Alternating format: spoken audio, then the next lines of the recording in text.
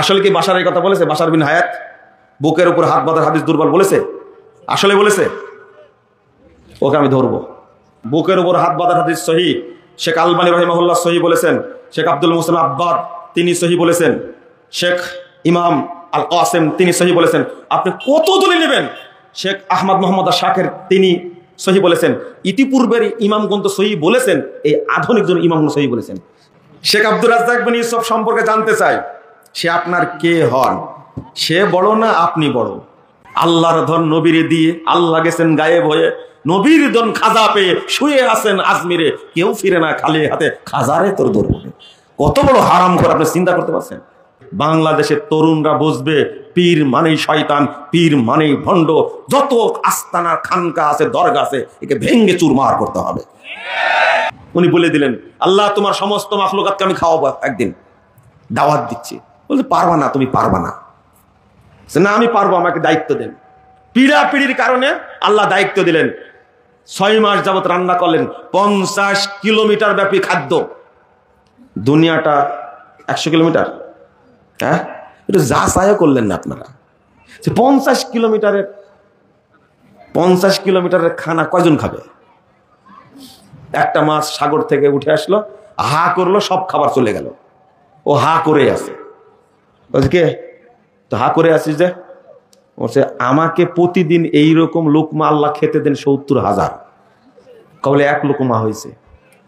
বলেন সুবহানাল্লাহ। আস্তাগফিরুল্লাহ, আস্তাগফিরুল্লাহ, আস্তাগফিরুল্লাহ। কি এবার কি বক্তব্য শুনবেন আপনারা? হ্যাঁ, মনোযোগ আসছে?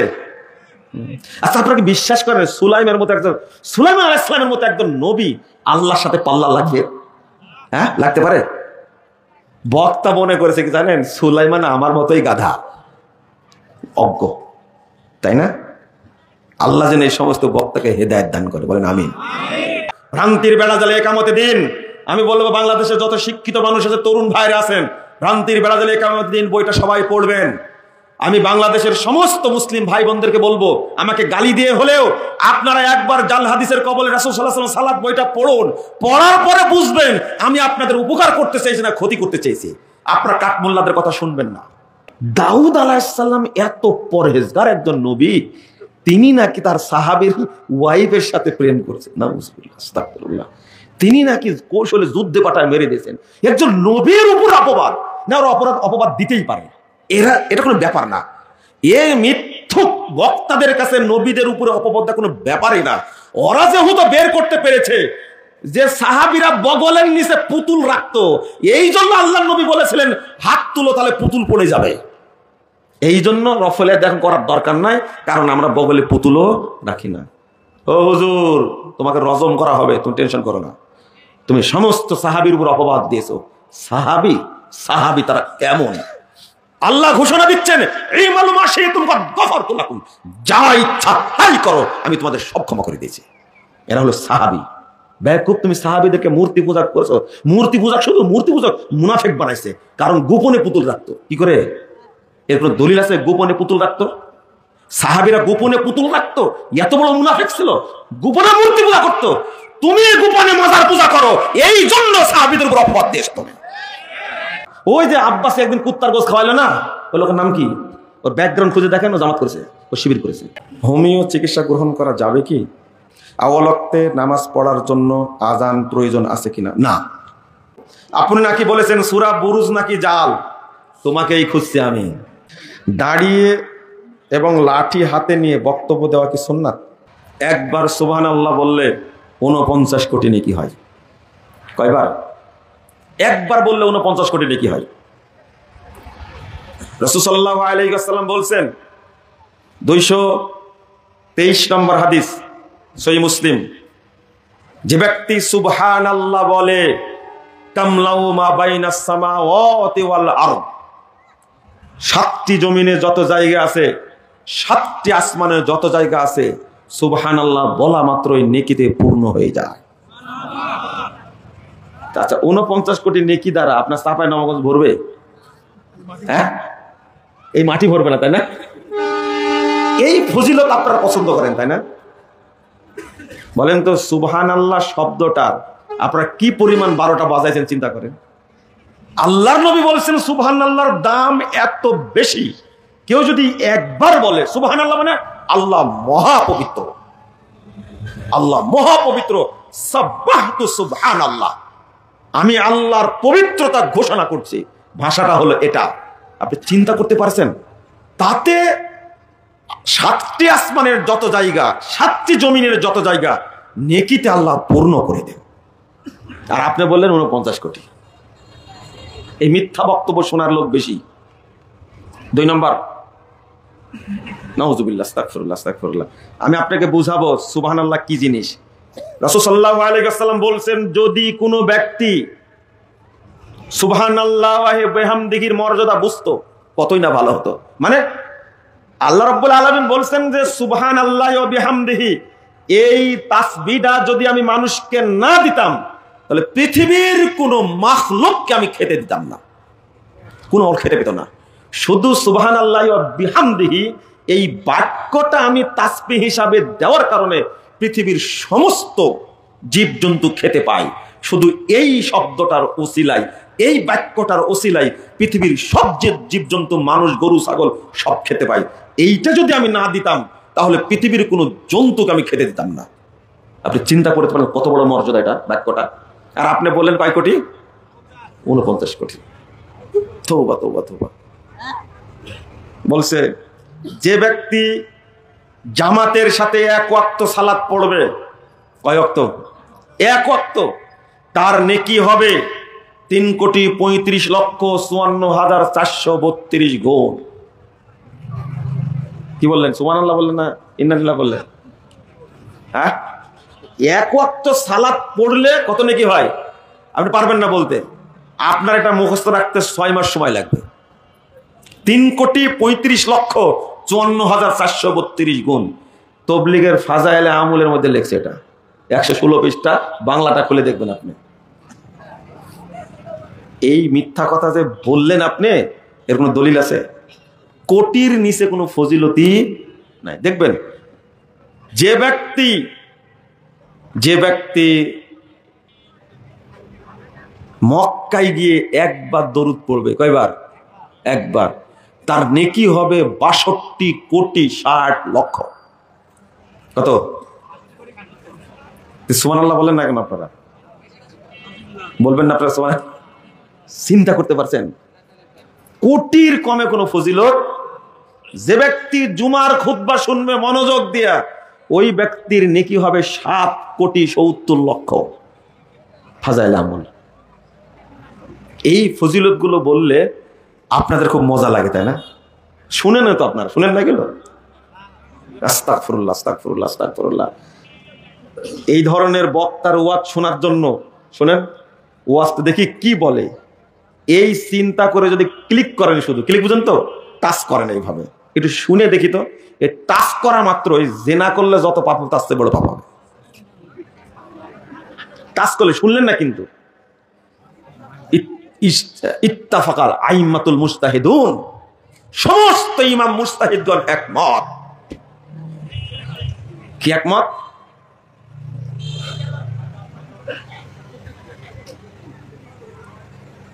আয-যিনা আকবারুল কাবায়ের, জিনাটা হলো সমস্ত কাবিরা গুনার মধ্যে একটা অন্যতম কাবিরা গুনাহ। তবে আখাফফু আইয়াসআলা শাখসু আন মুবতাদিন মিন দীনিহি, তবে জিনা ওই ব্যক্তির সে অনেক হালকা পাপ যে ব্যক্তি দিন সম্পর্কে কোনো বেদাতিকে জিজ্ঞেস করে, মানেনি এখনো, শুধু কি জিজ্ঞেস করেছে, তাই তার পাপ হয়েছে জেনার চেয়ে অনেক বড় পাপ হয়েছে। এই জন্যই তো মানুষ বর্তমানে বেশি পথভ্রষ্ট, বেশি পথভ্রষ্ট। আপনাদের মনোযোগ আকর্ষণ করতে পারি না আমরা। একজন ইমাম বলছে, বাবারে মর্যাদা বুঝো না, স্ত্রীর নিচের ঠোঁটে চুমু দিলে একটা কবুল উমরার নেকি পাওয়া যায়। তখন সবাই বলছে সুবহানাল্লাহ। এখানে আপনারাও খুশি, মহিলারাও কি খুশি যে আমার হাজবেন্ড এত খারাপ, হুজুরের ওয়াজ আজকে শুনে এসে অন্তত আদর করবে। মহিলারাও খুশি, কি হুজুরও খুশি, কারণ এই ওয়াজ শোনার পরে আপনি টাকা কম দিবেন? কম দিবেন না, হাদিয়া সহ দিবেন। হাদিয়া সহ চুক্তি যেটা আছে ওটা তো আছেই, তাই না? বলেন নাউজুবিল্লাহ, আস্তাগফিরুল্লাহ, আস্তাগফিরুল্লাহ। আর ডিমান্ড কত রে ভাই? ডিমান্ড হলে 1,30,000 টাকা। 1 লাখ টাকা দিয়ে যান, এটি করলাম, আর যখন মঞ্চে উঠবো তার আগে 30,000 টাকা দিয়েন, মানে ওই পরে আর ঝামেলা করার দরকার নাই। কত বড় শয়তান, আপনি চিন্তা করছেন? বুঝেননি মনে হয় কথাটা, তাই না? ওর কত টাকা লাগে, ও নাকি দায়ী। বক্তব্য কি? আদম আলাইহিস সালামকে যখন আল্লাহ সৃষ্টি করলেন একা একা লাগে। কি লাগে? একা একা লাগে, আদমকে একা একা লাগে। তখন আল্লাহ বুঝতে পেরে তৈরি করলেন হাওয়াকে। হাওয়া এত সুন্দরী মহিলা, তৈরি করার পর আদম খালি তাকায় হাওয়ার দিকে, শুধু তাকায়।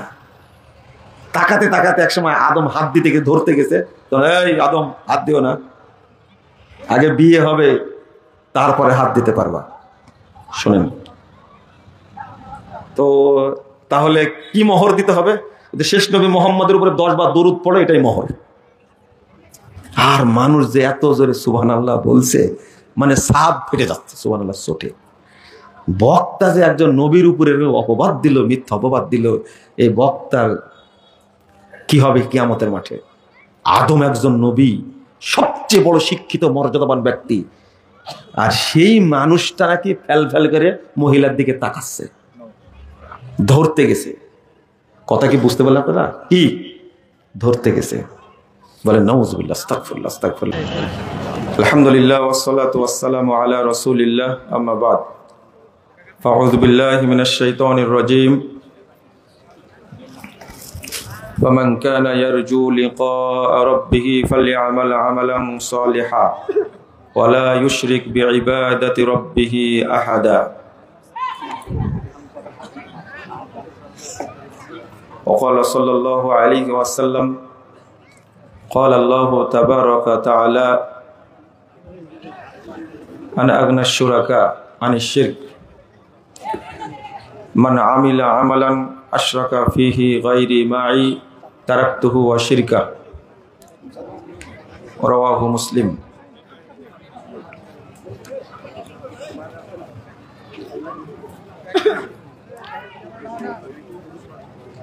উত্তরবঙ্গের ঐতিহ্যবাহী প্রতিষ্ঠান চাঁপাইনবাবগঞ্জের শহরে প্রতিষ্ঠিত আমার স্মৃতি বিজড়িত জামিয়া ইসলামিয়ার উদ্যোগে আয়োজিত ইসলামী সম্মেলনের সম্মানিত সভাপতি, মাননীয় প্রধান অতিথি, বাংলাদেশ জমিয়তে আহলে হাদিসের সংগ্রামী সভাপতি প্রফেসর ডক্টর আব্দুল্লাহ ফারুক সালাফি, উপস্থিত আমার বন্ধুবর আব্দুল হান্নান আবেদি, অন্যান্য ওলামায়ে কেরাম, অতিথিবৃন্দ, সুধী মণ্ডলী, সামনে উপবিষ্ট শ্রদ্ধেয় মুসলিম ভাতৃমণ্ডলী, আমার প্রাণপ্রিয় ছাত্র ও যুবক ভাইরা, পর্দার আড়ালের মা ও বোনেরা,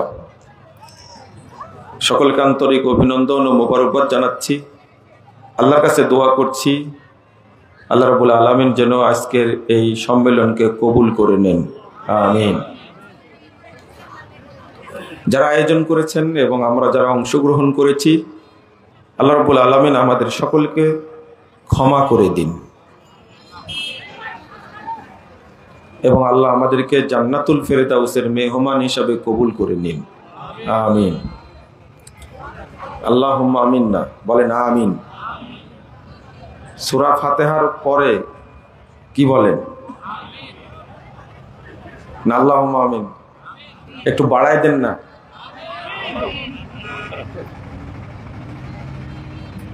বাঙালির অভ্যাস শুধু বাড়ায় দেওয়া। কি অভ্যাস? শুধু বাড়ানো। যতটুকু আছে এতটুকুই পারে না, কিন্তু শুধু বাড়ায়। দোয়া সাথে যখন আপনি বলবেন তখন শুধু বলবেন কি? আমিন। মনে থাকবে? শ্রেষ্ঠ দোয়া সূরা আল ফাতিহা, শ্রেষ্ঠ দোয়া। এটা পড়েই যদি আমিন বললে চলে, সাধারণ দোয়ায় আমিন বললে চলবে না? চলবে তো ইনশাল্লাহ? দোয়া মুখস্থ করতে পারে না, কিন্তু দুনিয়ার জাল ভেজাল সব নিয়ত মুখস্থ করে রেডি করে দিচ্ছে। না আপনারা ঠিক না বললেও ঠিক, ঠিক ছাড়া আমি কোনো কথা বলবো না ইনশাআল্লাহ। আপনারা কোনো টেনশন করবেন না, এ ব্যাপারে টেনশন মুক্ত থাকেন, যেটা ঠিক ওইটাই বলবো ইনশাআল্লাহ। এই আলীনগরের নামটা জড়িয়ে আছে আল্লামা শেখ আহমদুল্লাহ রহমানী। আমি তার একদিন খেদমত করেছি, অন্ধ মানুষ, এই জামিয়া ইসলামিয়াতে। তাকে কোনোদিন দেখছিলাম না। আল্লাহ তাকে জান্নাতুল ফেরেদাউসে উচ্চ স্থান দান করুন, বলেন আমিন। আবার বলছে আল্লাহ আমিন। এই অভ্যাস সহজে যাবে না। কত বড় আলিম ছিলেন এই আলীনগরের। এই চাঁপাইনবাবগঞ্জে আর এত বড় আলেম নাজিল হয়নি। জন্ম হয়েছে কি? ছাত্রদের জিজ্ঞেস করবেন। আমি একটু বলিনি, মানে আল্লাহ নারাজ হতে পারে এই ভয়ে বলছি। আমি যখন ইন্ডিয়া বানারসে জামিয়া সালাফিয়াতে গেলাম, 1 সপ্তাহ কি 11 দিন ছিলাম। সেখানকার উস্তাদ আব্দুল ওহাব, ওনাকে বলা হয় আব্দুল ওহাব, কি কি লকব একটা দিত আর কি, ভুলে গেছি। তিনি আমাকে বললেন যে, এটা 13 সালের কথা, আমাকে বলছেন যে তুমি এই জামিয়া সালাফিয়ার ফতহুল বাড়িটা একটু দেখে যেও। আর বললেন যে ওটা দেখলে বুঝতে পারবা যে আহমদুল্লাহ রহমানী কত বড় আলেম ছিলেন। আমি সত্যি পরের দিন লাইব্রেরিতে ঢুকে ফতুল বাড়িটা দেখলাম। এই সময় তিনি কিছু বলেছেন যে বাংলাদেশের রহমানিয়া থেকে যত আলেম গেছেন তার মধ্যে তিনি একজন সেরা আলেম। তো ফতুল বাড়িটা এমন ভাবে পড়েছেন আমার চোখে দেখা, কোনো লাইন বাদ নাই যেখানে দাগ নাই। ফতুল বাড়ি কি বুঝতেন তিনি। তারপর থেকে একদিন হলে তো তার খেদমত করেছে, দোয়া নিয়েছি। এরপরে ফতুল বাড়িটা দেখে আর তার সম্পর্কে আলোচনা শুনে আমি আসলেই অভিভূত হয়েছিলাম। আল্লাহ রাব্বুল আলামিন তাকে জান্নাতুল ফেরদাউস দান করুন, বলেন আমিন। আল্লাহ যেন আমাদেরকে আলেম শূন্য না করেন। বাংলাদেশ জমিয়তে আহলে হাদিসের সম্মানিত সভাপতি প্রফেসর ডক্টর আব্দুল বারী রহিমাহুল্লাহ এই জ্ঞানী ব্যক্তিকে বাছাই করে যাত্রাবাড়িতে নিয়ে গেছিলেন। হাজারো ছাত্র তার। আমি ছাত্র না, কিন্তু একদিনে হলে দোয়া পেয়েছি তার, তাই দোয়া করছি তার জন্য। আপনারা ছাত্র তাই না? এই যে আব্দুল খালেক রহমান সাহেব বসে আছেন এখানে।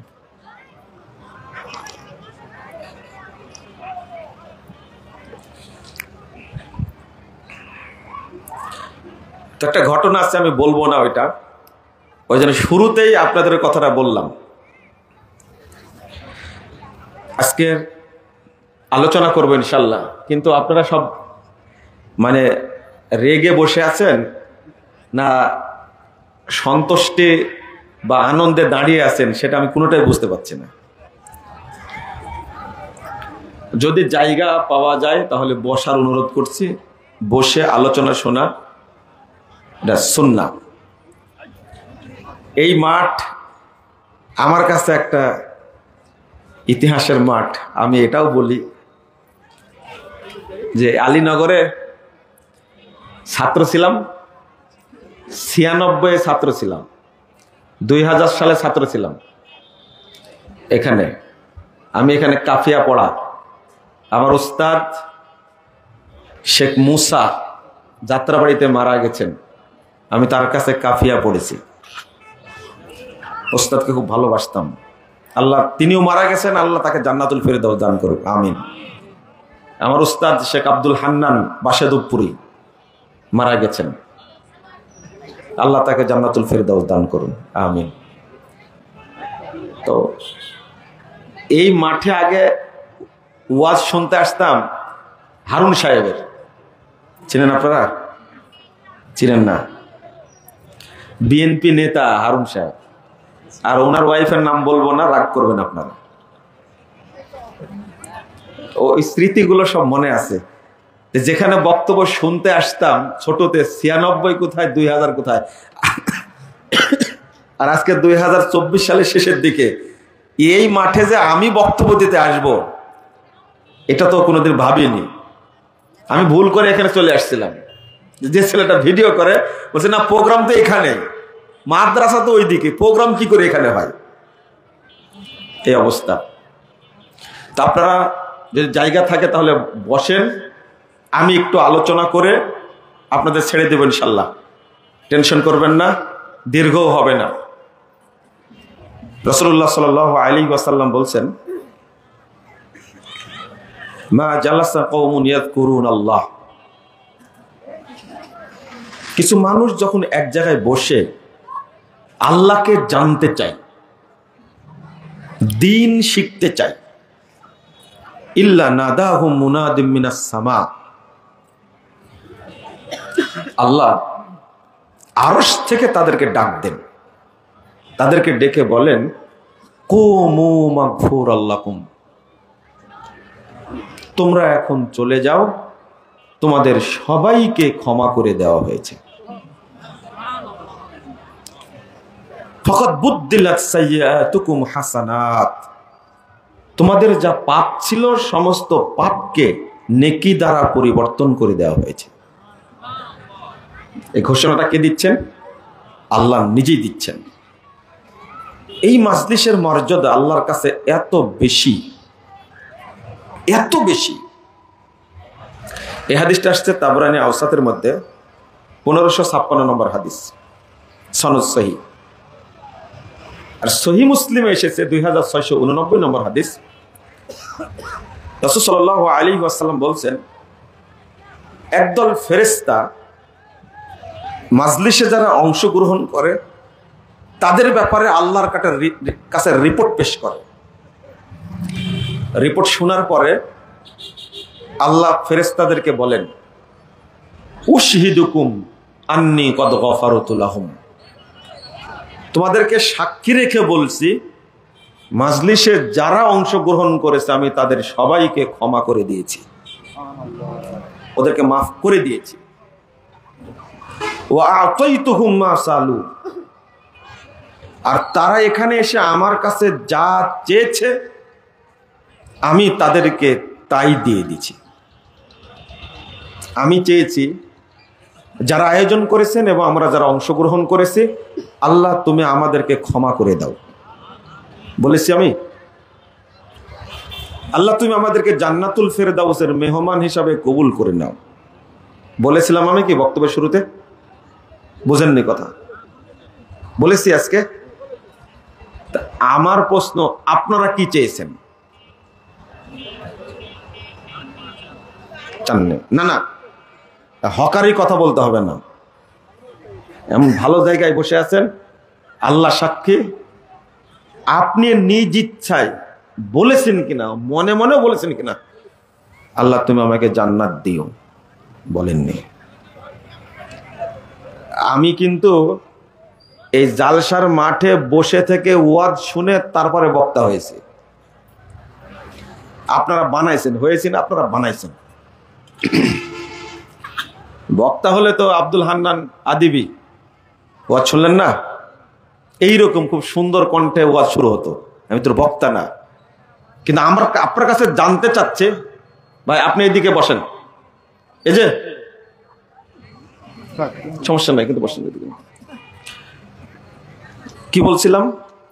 আপনি বলেছেন কিনা আল্লাহ তুমি আমাকে এই মাজলিসের ওসিলায় ক্ষমা করে দিও? বলেননি। এটা আপনি জানেনই না বলতে। এক। 2 নম্বর, আল্লাহ তুমি আমাকে জান্নাতের জন্য কবুল করে নাও, এটা বলেননি। আব্বা আম্মা মারা গেছে, আল্লাহ তাদেরকে মাফ করে দাও এবং তাদেরকে জান্নাতুল ফেরদাউসে থাকার ব্যবস্থা করে দাও। এই কথাগুলো বলার জন্য মাস্টার্স পাস করা লাগবে না। আপনি আজকে একটা জিনিস জেনে নেন যে এই মাজলিসে অংশগ্রহণ করে আল্লাহর কাছে আপনি যা চাইবেন আল্লাহ তাই দান করবেন। বলেন আলহামদুলিল্লাহ। এইটা অংশগ্রহণের ফজিলত না। আপনার মাজলিসে এসে বসেছেন, আল্লাহ আপনার দোয়া কবুল করবেন। দোয়া করতে জানেন না, এগুলো বলতেন, আল্লাহ আমি অসুস্থ, তুমি আমাকে সুস্থ করে দাও। আমার ওয়াইফ অসুস্থ, আল্লাহ তুমি সুস্থ করে দাও। আমার ছেলেটা অসুস্থ, আল্লাহ তুমি আমার ছেলেকে সুস্থতা দান করো। এটা বলতে পারতেন, কিন্তু বলেননি। ভাষাটা কি? তারা আমার কাছে যা আবেদন করেছে আমি তাদেরকে তাই দিয়ে দিছি। কে বলছেন? এরপর আল্লাহ বলছেন আর তারা এখানে আসার কারণে যে কষ্ট পেয়েছে, সময় দিয়েছে, পয়সা খরচ করেছে, শ্রম দিয়েছে, এর কারণে আমি তাদেরকে পূর্ণ নেকি দান করলাম। বলেন আলহামদুলিল্লাহ। যখন আল্লাহ কথাগুলো বলেন যে আমি তোমাদের সবাইকে মাফ করে দিয়েছি, আমি তোমাদের সব পাপকে নেকি দ্বারা পরিবর্তন করে দিয়েছি, তোমাদের দোয়াগুলো কবুল করেছি, তোমাদেরকে পূর্ণ নেকি দান করেছি, তখন ফেরেশতারা বলে ইয়াকুলুনা ইয়া রব ফীহিম ফুলান আব্দুল খাত্তাব, আল্লাহ এদের মধ্যে যে একজন ব্যক্তি এসে বসে গেছে, রাস্তায় ঘুরে বেড়াচ্ছিল, ইন্নামা মাররা ফাজালাসা মাআহুম, ও এদিক দিয়ে ঘুরে বেড়াচ্ছিল, কিন্তু লোকগুলো দেখে ও বসে গেছে। দিন শিখতেও আসেনি, আপনাকে জানতেও আসেনি, আপনি কি তাকেও মাফ করে দিবেন? এই অভিযোগ শোনা মাত্র আল্লাহ বলছেন ওয়ালাহু গফারতু, আমি ওকেও মাফ করে দিলাম, আমি ওকেও মাফ করে দিলাম। এমনি এসে বসেছে। তাহলে মাজলিসে আসার ফজিলতটা কেমন এটা আজকে জেনে নেন আপনি। তারপর আল্লাহ বলছেন হুমুল জুলাসা, শোনো তোমরা তো অভিযোগ করছো, কিন্তু যারা বসে আছে এখানে তারা এমন কিছু মানুষ বসে আছে লা ইয়াশকা বিহিম জালিসুহুম, এর মধ্যে এসে যেই বসবে আমি তাকেই মাফ করে দেব। এই মধ্যে যে এসে দোয়া করবে আমি তার দোয়াই কবুল করব, আমি তার উপরেই রহমত বরকত নাজিল করব। এটা আল্লাহ বলছেন। যত কথা অনুবাদ করলাম সব আল্লাহর কথা, হাদিসে কুদসি। কিন্তু উল্টাটা একটু চিন্তা করেন, আপনি উল্টাটা চিন্তা করেন। অন্য কোনো আমল করলে আল্লাহ কি নেকি পাপগুলোকে নেকি করে দেন? আপনি সালাত আদায় করলেন 5 ওয়াক্ত, একদিনে যা পাপ করেছেন 5 ওয়াক্ত সালাত আদায়ের কারণে আল্লাহ মাফ করে দিলেন, কিন্তু পাপগুলো কি নেকি হলো? এরকম কোনো হাদিস নাই, আমার জানা নাই। 2 নম্বর, আপনি হজে গেছেন, ওমরা করেছেন, হজ করেছেন, আল্লাহ সব পাপ ক্ষমা করে দিবেন, কিন্তু পাপগুলো কি নেকি হবে? না। সিয়াম পালন করেছেন 1 মাস, তারাবি পড়েছেন, কদর রাত্রে জাগছেন, রাসূল সাল্লাল্লাহু আলাইহি ওয়াসাল্লাম বলেছেন গফিরা লাহু মা তাকাদ্দামা মিন যামবি, পূর্বের পাপগুলো সব ক্ষমা করে দেওয়া হয়েছে। কিন্তু সিয়াম 1 মাস বা আপনি 75 বছর যাবত সিয়াম পালন করছেন, এরকম কোনো হাদিস নাই যে সিয়াম পালন করলে পূর্বের পাপগুলো সব নেকি হয়ে যায়, তো পাপগুলো ক্ষমা হয়, এই হাদিস আছে। আপনি ওযু করলেন, ওযুর ফজিলত এত গুরুত্বপূর্ণ। 832 নম্বর হাদিস সহিহ মুসলিম। ওযু যখন করবেন তখন যত্ন সহ করবেন। কি সহ? যত্ন সহ, আদর করে ওযুটা করবেন। কারণ হজ করতে গেলে বহু টাকা লাগে, সময় লাগে, সুস্থতা লাগে। সালাত পড়তে হলে অনেক কিছু করা লাগে। সিয়াম পালন করতে হলে একবারে সারা দিন সিয়াম রাখা লাগে, সুবে সাদেক থেকে সূর্যাস্ত পর্যন্ত। কিন্তু ওযু কথা, সিয়াম রেখে ওযু করতে হবে শর্ত না। রাসূল সাল্লাল্লাহু আলাইহি ওয়াসাল্লাম বলেছেন ইন সরাফা মিন খাতিয়াতিহি কাহায়াতি ওয়ালাদাত উম্মুহ, ওযু যখন করে শেষ করে কোনো ব্যক্তি, মুমিন বান্দা ওযু শেষ করা মাত্রই পাপ থেকে মুক্ত হয়ে ওই দিনের মতো হয়ে যায় যে দিন তার মা তাকে জন্ম দিয়েছে। তাহলে বোঝা গেল ওযু করলেও পাপ ক্ষমা হয়, কিন্তু পাপগুলো নেকি হয় না। আমি কথাটা বোঝানোর উদ্দেশ্য হলো, এতগুলো কথা বলার উদ্দেশ্য হলো, এই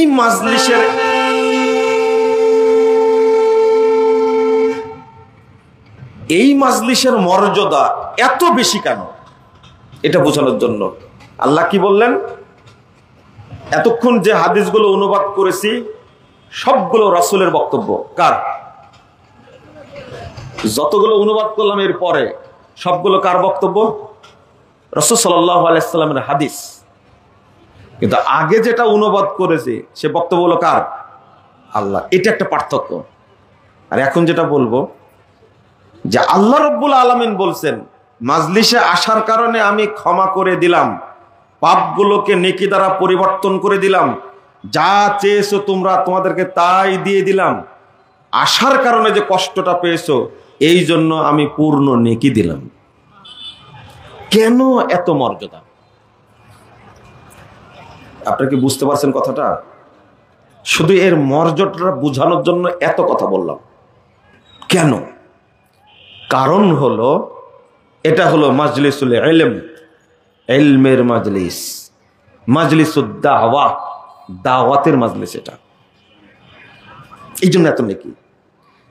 তাহলে আপনি অল্প সময়ের জন্য মাজলিসে এসে বসেই যদি এত নেকির অধিকারী হন, তাহলে আপনার সন্তানকে মাদ্রাসায় পড়ালে ও কত পরিমাণ নেকি পাবে, আর আপনি কি পরিমাণ নেকি পাবেন? বুঝেননি মনে হয়, তাই না? এতক্ষণও বুঝেননি আমি কি বলতে চেয়েছি। আপনার সন্তানকে যেখানে পড়ান এখানে পড়লে এরা বানর হয়।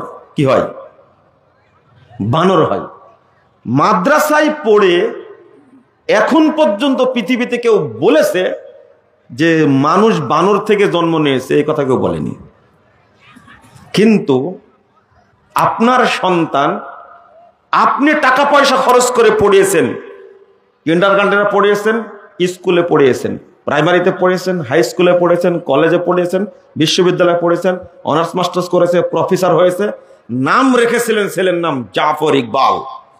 এত সুন্দর নাম জাফর ইকবাল। কিন্তু এই খাটাস প্রফেসর হওয়ার পরে, ফুল প্রফেসর যখন হয়েছে, পড়াশোনা শেষ করে বলছে মানুষ বানর থেকে জন্ম হয়েছে। কি বললেন? নাউজুবিল্লাহ, সুবহানাল্লাহ বললেন। লোকটা হলো জাফর ইকবাল। লোকটা কি? জাফর ইকবাল, আপনার সন্তান। আগে আপনার বিচার হবে। তুমি তোমার সন্তানের কোন জায়গায় টাকা খরচ করেছো এ টাকার হিসাব দাও আগে। সম্পদ অর্থ আমি আল্লাহ দিয়েছি, তুমি বানর তৈরি করলে কেন? আগে আপনার হিসাব, তারপরে আপনার ছেলে জাফর ইকবালের হিসাব হবে। হবেই। কষ্ট হয় বললে? রাগ করেন? আস্তে করে বললে যে আপনি মনে রাখেন না। আপনি বক্তব্য শুনবেন আর গালি দিবেন, আর আমি বক্তব্য দেব আর দোয়া করবো আল্লাহ হেদায়েত করো, কিন্তু না শুনে গালি দিবেন না। যারা গালি দেয় তারা বক্তব্য শুনেই গালি দেয়।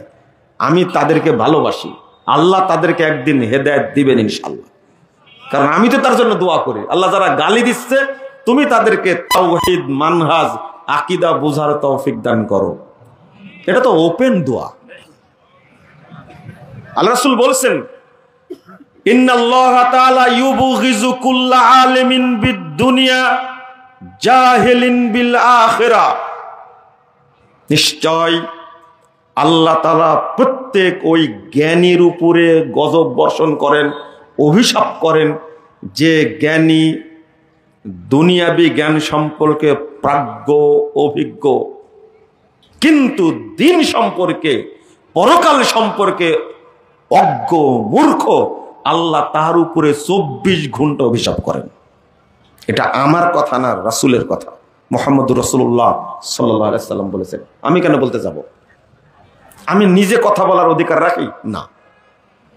তো আপনি পড়েছেন, ভালো কথা পড়েন, কিন্তু কি শিখেছেন আপনি? ইঞ্জিনিয়ার মানুষ পড়াশোনা করতে করতে এমনকি বিসিএস ক্যাডার হয়েছে, চাকরি শেষ করেছে, এ বেটা ওযু করতেই জানে না। সে অভিশপ্ত নাতে আমি অভিশপ্ত? একটা ছোট্ট বাচ্চা প্রথম দিন মাদ্রাসায় ভর্তি হয়, তখন ওযু করা শিখে, আগে শিখে না?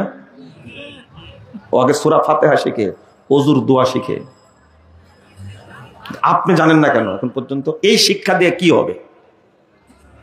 আপনি ডাক্তার, বিশাল ডাক্তার,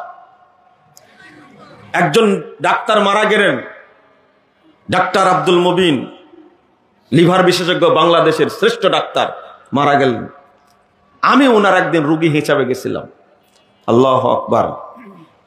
এরকম একটা শ্রেষ্ঠ ডাক্তার, কত ইতিহাস আছে আপনি কি বলবো। রোগী দেখছেন অনলাইনে ভিডিওর মাধ্যমে, তা আমার চেহারাটা দেখা মাত্রই বলেছে ওনাকে ডেকে নিয়ে আসো।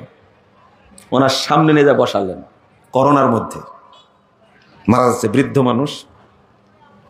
বলছে আপনি আমাকে না চিনলেও আমি আপনাকে চিনি। জাল হাদিসের কবলে রাসূল সাল্লাল্লাহু আলাইহি ওয়াসাল্লামের সালাত পড়ে এই ডাক্তার, ছবিগুলো দেখলাম যে দাড়ি টাড়ি কিছু নাই। যখন ওনার সামনে যখন দেখলাম, তখন দেখছি মাশাআল্লাহ এত সুন্দর দাড়ি, সাদা দাড়ি। কেউ কেউ হয়তো চিনতে পারছেন কিনা জানি না। বাংলাদেশের শ্রেষ্ঠ লিভার বিশেষজ্ঞ একজন, তিনি মারা গেছেন কয়েকদিন আগে। তার নমনীয়তা, ভদ্রতা দেখে আমি আশ্চর্য হয়েছি। এই দেখেন একজন ডাক্তার, এটা মানুষ ডাক্তার। কিন্তু আমি যে ডাক্তারের সমালোচনা করি, তিনি ডাক্তার না, ডাকাত এবং কসাই। ও একটা কসাই। আপনি রাগ করেন কেন?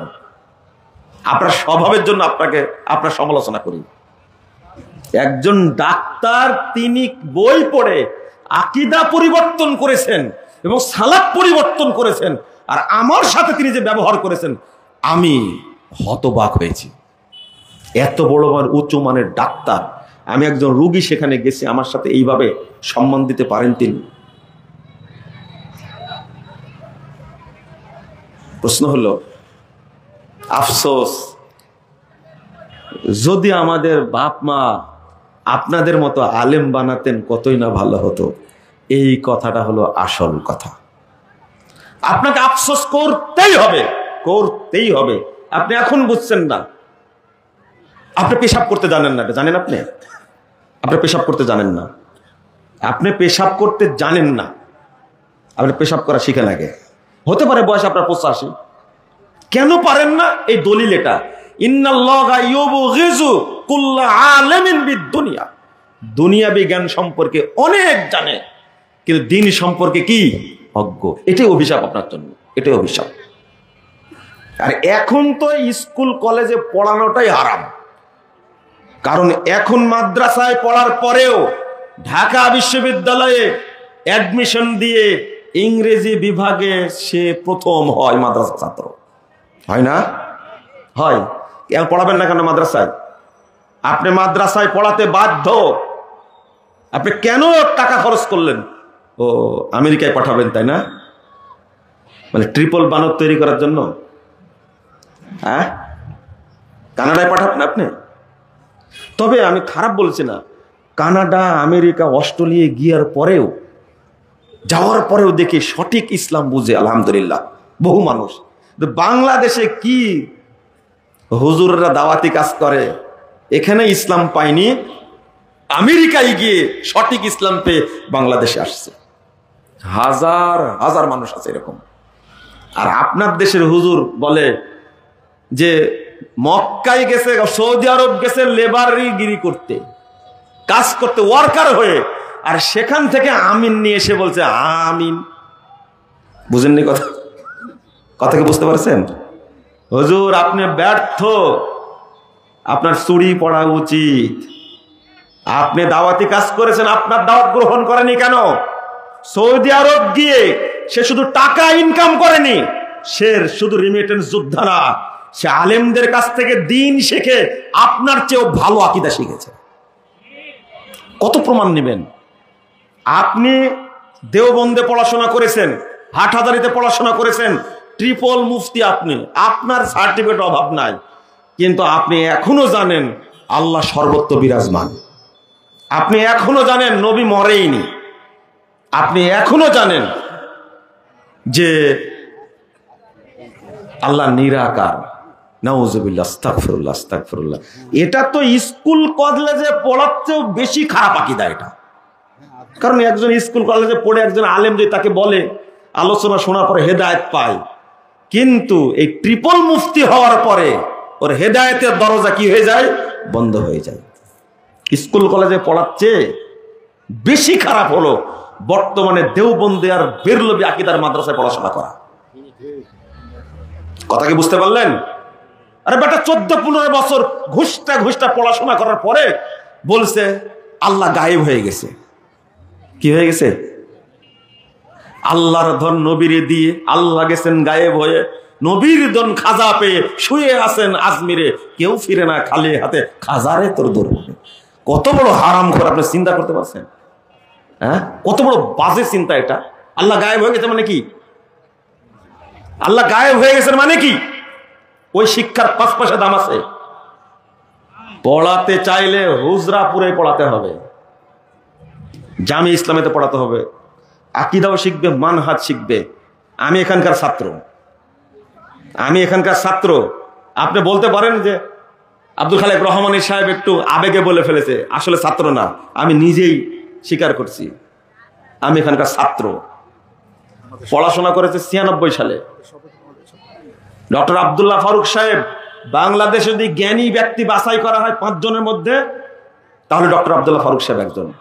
যদি 3 জনের মধ্যে হিসাব করা হয়, তাহলে ডক্টর আব্দুল্লাহ ফারুক সাহেব একজন। 2 জনের মধ্যে হিসাব করলেও ডক্টর আব্দুল্লাহ ফারুক সাহেব একজন। এই হুজরাপুরের ছাত্র তিনি। আপনি কি বুঝতে পারলেন কথা? এই শিক্ষা অর্জন করে লাভটা কি? রাগলেন না তো আপনারা? একটু রাগ করছেন তাই না? না, আপনি কেন অভিশাপের ভাগ নেবেন? কেন ভাগ নেবেন অভিশাপের? আমেরিকায় পাঠাবেন, পাঠান। এক বাপ বলছে এক ছেলে থাকে অস্ট্রেলিয়ায়, একটা লন্ডনের, একটা আমেরিকায়। মেয়েদের তো বিয়ে হয়েছে, বুড়া বুড়ি বাড়িতে থাকি। তো বুড়ি মারা গেছে, কি আমি এখন একাই। রাত্রিতে কখন চৌকি থেকে পড়ে গেছি, স্টক করেছি, খোঁজও নিতে আসেনি, জানায়ও নি, ওইভাবেই পড়ে আছি। কাজের মহিলাটা কখন আসছে, রান্না বাড়াও করছে। যখন আমি খাবো বলে 10:30 কি 10টার দিকে আমার রুম ধাক্কাচ্ছে। বুঝতে পারছি ধাক্কাচ্ছে, কিন্তু আমি তো খুলতে পারছি না। পরে লোক দিয়েছি, ভাঙ্গাইছে। তো বলছে যে বাচ্চা কাচ্চাকে পড়াশোনা করে কি করলাম। আমি বললাম যে আরো থাকলে পাঠান, আমেরিকায় পাঠান। কি এই বাচ্চারা যদি জান্নাত পায়, তাহলে কোরআন হাদিস মিথ্যা হয়ে যাবে, মনে রাখবেন। ঠিক বলছেন কেন? আপনি তো পাঠাইছেন, আপনি টাকা খরচ করেননি, ঠিক বলছেন কেন? সবার টার্গেট আমেরিকায় পাঠাবে, লন্ডনে পাঠাবে, অস্ট্রেলিয়ায় পাঠাবে। আর নিজে কি করবে? কোথায় পেশাব লাগে, পায়খানা লাগে খেয়াল করতে পারে না, বাথরুমে পড়ে থাকে, ওইভাবে নামাজ পড়ে। আমি যে বললাম যে আপনি ওযু করতেই জানেন না, ঠিক হলো? এবার অত বাথরুমে কখন পড়ে গেছেন আপনি তো খোঁজই নাই, খেয়ালই নাই আপনার। কেন? বৃদ্ধাশ্রমে গিয়ে খাটাস পত্র লেখছে, বাবা দেখা করতে আসিস। একজন প্রফেসর, কিসে কি খায় প্রফেসর হয়েছে, বুঝেননি কথা? এটা গজব। ইন্নাল্লাহা ইউবগিযু কুল্লা আলিমিন বিদ-দুনিয়া। দুনিয়াবী জীবন সম্পর্কে অনেক জানে, কিন্তু দিন সম্পর্কে কিছু জানে না। আল্লাহ তার উপরে গজব নাজিল করেন, গজব বর্ষণ করেন, আল্লাহ অভিশাপ করেন। এ হলো নিকৃষ্ট জাত একটা। শাস্তি আপনার হবে না, কার হবে? আল্লাহ যেন আমাদের বোঝার তৌফিক দান করেন, বলুন আমিন। চলুন, আমি যেটা আয়াত পড়েছি সেটা নিয়ে কয়েকটা কথা বলবো ইনশাল্লাহ। বিরক্ত হচ্ছেন নাকি? হন, বিরক্ত হলে যদি আমি ফজিলত বর্ণনা করতাম তো খুব আনন্দ পেতেন। একবার সুবহানাল্লাহ বললে 49 কোটি নেকি হয়। কয়বার? একবার বললে 49 কোটি নেকি হয়। রাসূল সাল্লাল্লাহু আলাইহি ওয়াসাল্লাম বলছেন, 223 নম্বর হাদিস, সহিহ মুসলিম, যে ব্যক্তি সুবহানাল্লাহ বলে, তামলাউ মা বাইনাস সামাওয়াতি ওয়াল আরদ, 7টি জমিনে যত জায়গা আছে 7টি আসমানের যত জায়গা আছে সুবহানাল্লাহ বলা মাত্রই নেকিতে পূর্ণ হয়ে যায়। আচ্ছা 49 কোটি নেকি দ্বারা আপনার চাঁপাইনবাবগঞ্জ ভরবে? হ্যাঁ, এই মাটি ভরবে না, তাই না? এই ফজিলত আপনারা পছন্দ করেন, তাই না? বলেন তো সুবহানাল্লাহ শব্দটার আপনারা কি পরিমাণ 12টা বাজাইছেন চিন্তা করেন। আল্লাহর নবী বলেছেন সুবহানাল্লাহর দাম এত বেশি, কেউ যদি একবার বলে সুবহানাল্লাহ মানে আল্লাহ মহাপবিত্র, আল্লাহ মহাপবিত্র, সাব্বাহতু সুবহানাল্লাহ, আমি আল্লাহর পবিত্রতা ঘোষণা করছি, ভাষাটা হলো এটা। আপনি চিন্তা করতে পারছেন? তাতে 7টি আসমানের যত জায়গা, 7টি জমিনের যত জায়গা নেকিতে আল্লাহ পূর্ণ করে দেন। আর আপনি বললেন 49 কোটি। এই মিথ্যা বক্তব্য শোনার লোক বেশি। 2 নম্বর, নাউজুবিল্লাহ, আস্তাগফিরুল্লাহ, আস্তাগফিরুল্লাহ। আমি আপনাকে বুঝাবো সুবহানাল্লাহ কি জিনিস। রাসূল সাল্লাল্লাহু আলাইহি ওয়াসাল্লাম বলছেন, যদি কোনো ব্যক্তি সুবহানাল্লাহ ওয়া বিহামদিহির মর্যাদা বুঝতো কতই না ভালো হতো। মানে আল্লাহ রাব্বুল আলামিন বলছেন যে সুবহানাল্লাহ ওয়া বিহামদিহি, এই তাসবিহটা যদি আমি মানুষকে না দিতাম তাহলে পৃথিবীর কোনো মাখলুককে আমি খেতে দিতাম না, কোনো খেতে পেত না। শুধু সুবহানাল্লাহ ওয়া বিহামদিহি এই বাক্যটা আমি তাসবিহ হিসাবে দেওয়ার কারণে পৃথিবীর সমস্ত জীবজন্তু খেতে পায়। শুধু এই শব্দটার ওসিলায়, এই বাক্যটার ওসিলায় পৃথিবীর সব জীবজন্তু, মানুষ, গরু, ছাগল সব খেতে পায়। এইটা যদি আমি না দিতাম তাহলে পৃথিবীর কোনো জন্তুকে আমি খেতে দিতাম না। আপনি চিন্তা করতে পারেন কত বড় মর্যাদা এটা বাক্যটা। আর আপনি বললেন কয় কোটি? 49 কোটি। তওবা তওবা তওবা। বলছে যে ব্যক্তি জামাতের সাথে 1 ওয়াক্ত সালাত পড়বে, কয় ওয়াক্ত? 1 ওয়াক্ত, তার নেকি হবে 3,35,54,432 গুণ। কি বললেন? সুবহানাল্লাহ বললেন না ইন্নালিল্লাহ বললেন? হ্যাঁ, 1 ওয়াক্ত সালাত পড়লে কত নেকি হয় আপনি পারবেন না বলতে। আপনার এটা মুখস্থ রাখতে 6 মাস সময় লাগবে।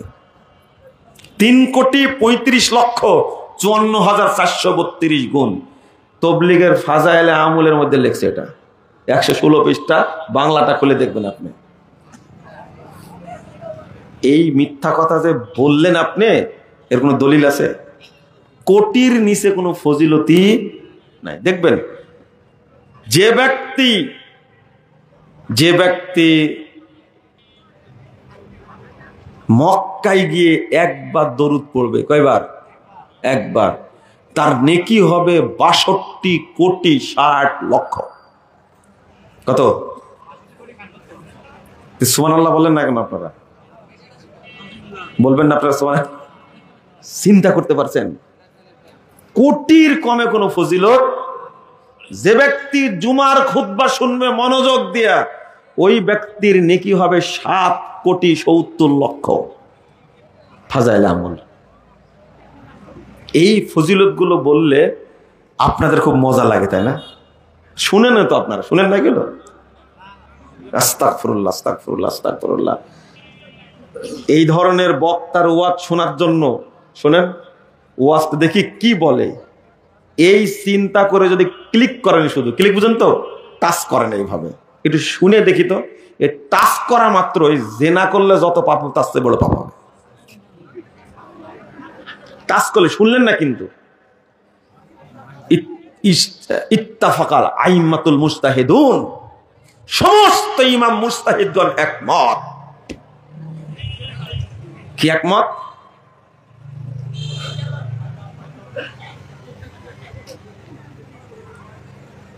আয-যিনা আকবারুল কাবায়ের, জিনাটা হলো সমস্ত কাবিরা গুনার মধ্যে একটা অন্যতম কাবিরা গুনাহ। তবে আখাফফু আইয়াসআলা শাখসু আন মুবতাদিন মিন দীনিহি, তবে জিনা ওই ব্যক্তির চেয়ে অনেক হালকা পাপ যে ব্যক্তি দিন সম্পর্কে কোনো বেদাতিকে জিজ্ঞেস করে।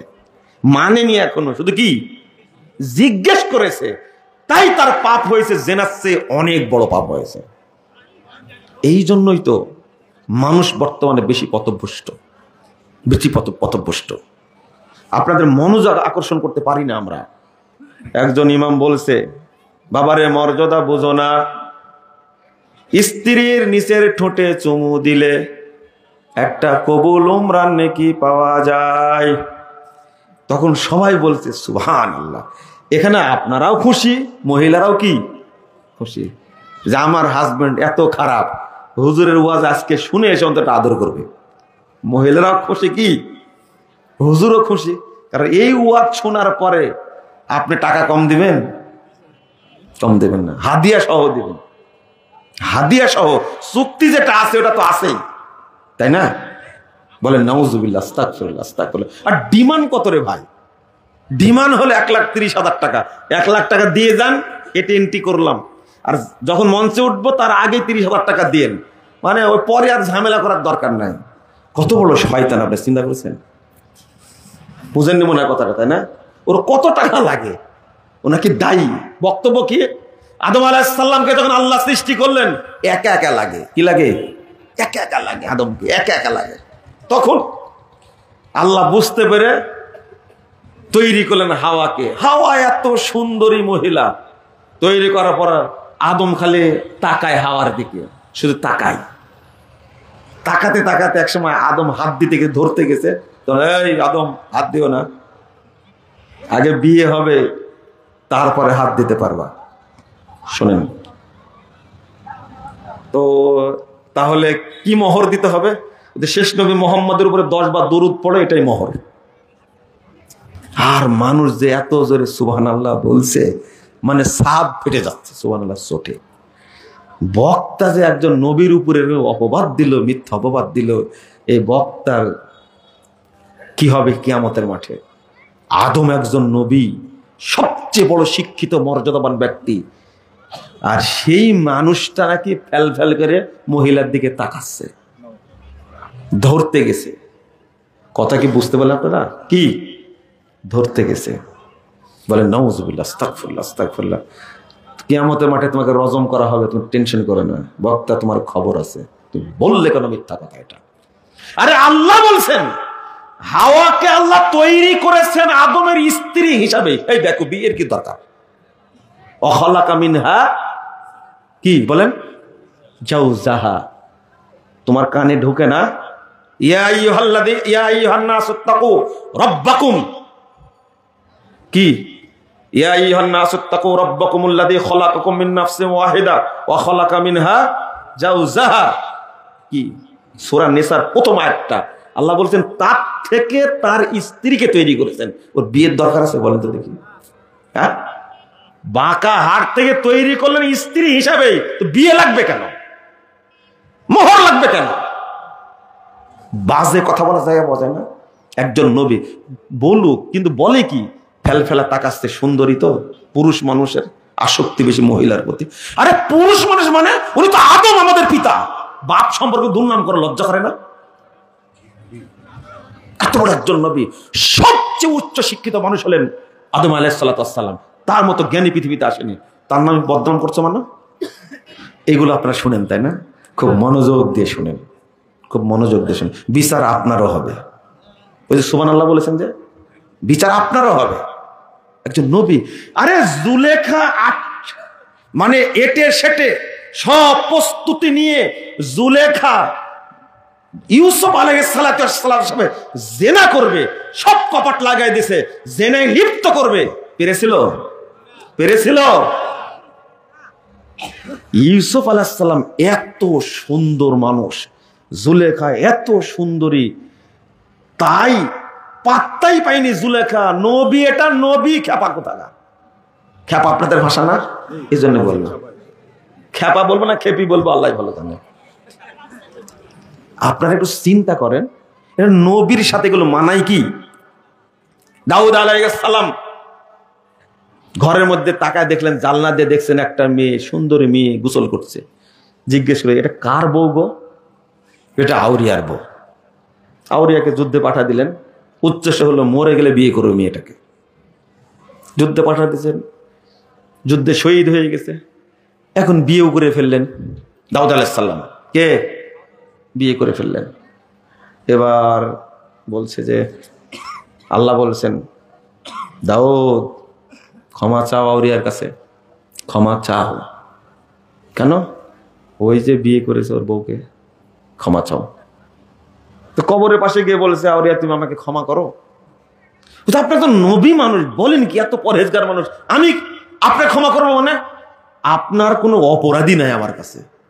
ক্ষমা পেয়ে গেল দাউদ আলাইহিস সালাম। আল্লাহ বলছেন দাউদ খুলে বলো, খুলে বলো ঘটনা। এবার খুলে বললেন যে তোমার বউটা দেখে খুব সুন্দর লাগছে আমাকে, আমি তোমাকে যুদ্ধে পাঠায় দেয় শহীদ করে দিয়েছি, এবার তোমার বউকে আমি বিয়ে করেছি। এখন আউরিয়া বলছেন এটা কি আর ক্ষমা হয়? কত সুন্দর ওয়াজ দেখছেন আপনি, কত সুন্দর ওয়াজ।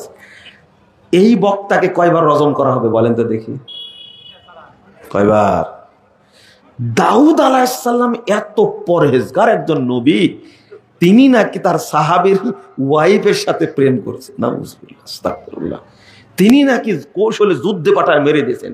একজন নবীর উপর অপবাদ না, ওরা অপবাদ দিতেই পারে, এটা কোনো ব্যাপার না। এ মিথ্যুক বক্তাদের কাছে নবীদের উপরে অপবাদ কোনো ব্যাপারই না। ওরা যেহেতু বের করতে পেরেছে যে সাহাবীরা বগলের নিচে পুতুল রাখতো, এই জন্য আল্লাহর নবী বলেছিলেন হাত তুলো তাহলে পুতুল পড়ে যাবে। এই জন্য রফলে দেখুন করার দরকার নাই, কারণ আমরা বগলে পুতুলও রাখি না। ও হুজুর তোমাকে রজম করা হবে, তুমি টেনশন করো না। তুমি সমস্ত সাহাবীর উপর অপবাদ দিয়েছো। সাহাবী তারা কেমন? আল্লাহ ঘোষণা দিচ্ছেন এই মালুমা সে তোমার গফর তুলাকুম, যা ইচ্ছা তাই করো, আমি তোমাদের সব ক্ষমা করে দিয়েছি। এরা হলো সাহাবী। বেকুব তুমি সাহাবীদেরকে মূর্তি পূজা করেছো। মূর্তি পূজা শুধু মূর্তি পূজক মুনাফিক বানাইছে, কারণ গোপনে পুতুল রাখতো। কি করে? এর কোনো দলিল আছে গোপনে পুতুল রাখতো? সাহাবীরা গোপনে পুতুল রাখতো? এত বড় মুনাফিক ছিল, গোপনে মূর্তি পূজা করতো। তুমি গোপনে মাজার পূজা করো, এই জন্য সাহাবীদের উপর অপবাদ দিয়েছো তুমি। আপনারা এইগুলো মেনে নিতে পারি না ভাই। একজন নবী দাউদ আলাইহিস সালাম এত পরহেজগার ছিলেন, নিজের কামাই নিজে খেতেন। নবী নিজের কামাই নিজে খেতেন ভয়ে যেন আমার মধ্যে হারাম না ঢোকে। এত সুন্দর সুরে তেলাওয়াত করতেন, জাবুর তেলাওয়াত করতেন, সাগর থেকে মাছ চলে আসতো। এত পরহেজগার মানুষ, লোহা হাতে নিয়ে লোহা গলে যেত। এত পরহেজগার মানুষ একদিন বাদ দিয়ে একদিন সিয়াম রাখতেন। রাসূল সাল্লাল্লাহু আলাইহি ওয়াসাল্লাম বলছেন আফজালুস সিয়াম সোমে দাউদ, অর্থাৎ সর্বোত্তম নফল সম হলো দাউদ আলাইহিস সালামের সিয়াম। বেকুব তুমি দাউদ আলাইহিস সালামের উপরে মিথ্যা অপবাদ দিচ্ছ এইভাবে। আচ্ছা আপনারা যে বক্তার বক্তব্য শুনেন, আপনারা কানের ইজ্জত নাই, যা বলে তাই শুনেন আপনারা। হ্যাঁ, যা বলে তাই শুনেন। আর সুলাইমান আলাইহিস সালামের খাওয়ানোর কাহিনী বললে তারও হাসবেন আপনারা, জানেন না এটা? আচ্ছা সুলাইমান আলাইহিস সালামকে চিনেন আপনারা? হ্যাঁ, কার বেটা বলেন তো? কার বেটা? দাউদ আলাইহিস সালামের বেটা। আচ্ছা সুলাইমান আলাইহিস সালামের বেনের সাথে দাউদ আলাইহিস সালাম পেরেছিলেন না। এত ব্রেনি মানুষ ছিলেন, একজন নবী। উনি বলে দিলেন আল্লাহ তোমার সমস্ত মাখলুকাতকে আমি খাওয়াবো, একদিন দাওয়াত দিচ্ছি। বলছে পারবা না, তুমি পারবা না। না আমি পারবো, আমাকে দায়িত্ব দেন। পিড়াপিড়ির কারণে আল্লাহ দায়িত্ব দিলেন। 6 মাস যাবত রান্না করলেন, 50 কিলোমিটার ব্যাপী খাদ্য। দুনিয়াটা 100 কিলোমিটার। হ্যাঁ, এটা যা চায়া করলেন না আপনারা। 50 কিলোমিটারের খানা কয়জন খাবে? একটা মাছ সাগর থেকে উঠে আসলো, হা করলো, সব খাবার চলে গেল। ও হা করে আছে। কে তো হা করে আসিস যে? বলছে আমাকে প্রতিদিন এইরকম লোকমা আল্লাহ খেতে দেন 70,000। কবলে 1 লোকমা হয়েছে। বলেন সুবহানাল্লাহ। আস্তাগফিরুল্লাহ আস্তাগফিরুল্লাহ আস্তাগফিরুল্লাহ। কি এবার কি বক্তব্য শুনবেন আপনারা? হ্যাঁ, মনোযোগ আসছে। আচ্ছা আপনারা কি বিশ্বাস করেন সুলাইমান আলাইহিস সালামের মতো একজন নবী আল্লাহর সাথে পাল্লা লাগবে? হ্যাঁ, লাগতে পারে? বক্তা মনে করেছে কি জানেন, সুলাইমান আমার মতোই গাধা, অজ্ঞ, তাই না? আল্লাহ যেন এই সমস্ত বক্তাকে হেদায়েত দান করে, বলেন আমিন। খবরদার কোন বানোয়াট কথা দিয়ে বক্তব্য দিবেন না, যে হন না কেন। বাংলাদেশের তরুণরা, বর্তমান তরুণরা হলো গণ অভ্যুত্থানের তরুণ। 45 মিনিট টাইম পাইনি, মনে রেখো। বক্তার উপরে যদি লেগে যায় তরুণরা, তুমি 5 মিনিট টাইম পাবে না, সাবধান। বললাম কি? হ্যাঁ, সাবধান সাবধান। মিথ্যা কথা বললে ধরা খেয়ে যাবা, কিন্তু এখন সুযোগ নয়। মিথ্যা কথা বললে ধরা খাবাই, পালানোর কোনো সুযোগ থাকবে না। আল্লাহ রাব্বুল আলামিন বলছেন, ওমা ইউমিনু আকসারুহুম বিল্লাহ ইল্লা ওয়া হুম মুশরিকুন। যারা আল্লাহর প্রতি ঈমান এনেছে, আল্লাহকে বিশ্বাস করে, তাদের অধিকাংশই মুশরিক। বুঝা যাচ্ছে কথা?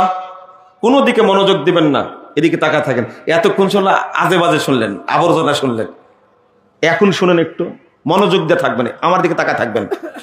আচ্ছা, আল্লাহ যে বললেন সূরা ইউসুফ 106 নম্বর আয়াত, ওমা ইউমিনু আকসারুহুম বিল্লাহ ইল্লা ওয়া হুম মুশরিকুন।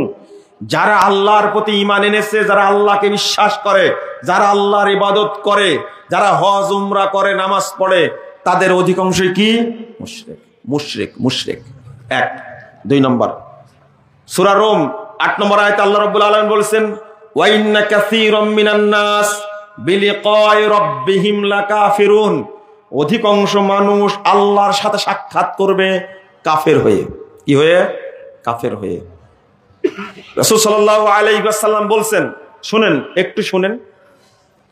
আমি সালাতের কথা বললাম, হজ্জের কথা বললাম। হজ করার পরে অধিকাংশ মানুষ মুশরিক, সালাত পড়ার পরে অধিকাংশ মানুষ মুশরিক। আপনি বুঝলেন না, বুঝানোর জন্য আবার বলছি। আর তারগিব ওয়াত তারহিব, ইমাম আসবাহানির একটা হাদিসের গ্রন্থ, সনদ সহিহ, 2 নম্বর খণ্ডে 336 পৃষ্ঠা। আল্লাহ রাসূল বলেছেন, ইন্নার রাজুলা লা ইউসাল্লি 60 সানা। আমার উম্মতের অনেক ব্যক্তি সালাত আদায় করবে 60 বছর যাবত। কত বছর? 60 বছর যাবত সালাত আদায় করবে। মা তুকবালু লাহু সালাতুন, তার 1 রাকাত সালাতও কবুল হবে না। একটা সালাতও আল্লাহর কাছে কবুল হবে না। মানে সালাত পড়ছে কি এমনি এমনি? এমনি এমনি বুঝতাম না। জেলখানার মধ্যে আল্লামা দেলার হোসেন সাঈদী সাহেব একসঙ্গে সকাল সন্ধ্যায় হাঁটতাম, রাস্তা ছোট রাস্তা।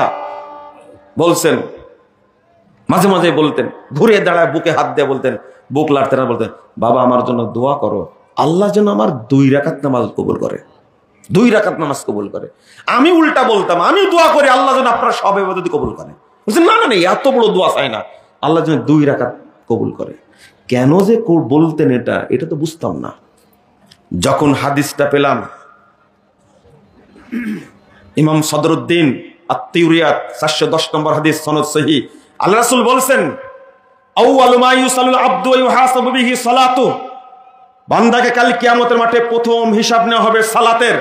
প্রথম হিসাব নেওয়া হবে সালাতের।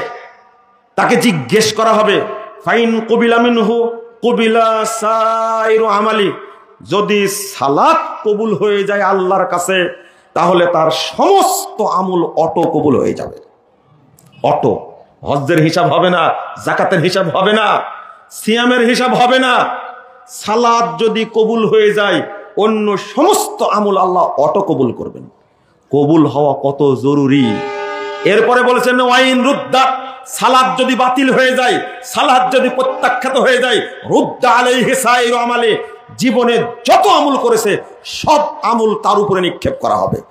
এত জোরে নিক্ষেপ করবেন আল্লাহ, ও জাহান্নামের সবচেয়ে নিচে পড়ে যাবে। নাউযুবিল্লাহ, আস্তাগফিরুল্লাহ, আস্তাগফিরুল্লাহ। শুনেন, কবুল হওয়া কত জরুরি। অথচ আল্লাহ রাসূল বলেছেন, আমার উম্মতের অধিকাংশ মানুষ সালাত আদায় করবে লা ইউসাল্লি 60 সানা, 60 বছর যাবত সালাত আদায় করবে। মা তুকবালু লাহু সালাতুন, তার কোন সালাত কবুল করা হবে না।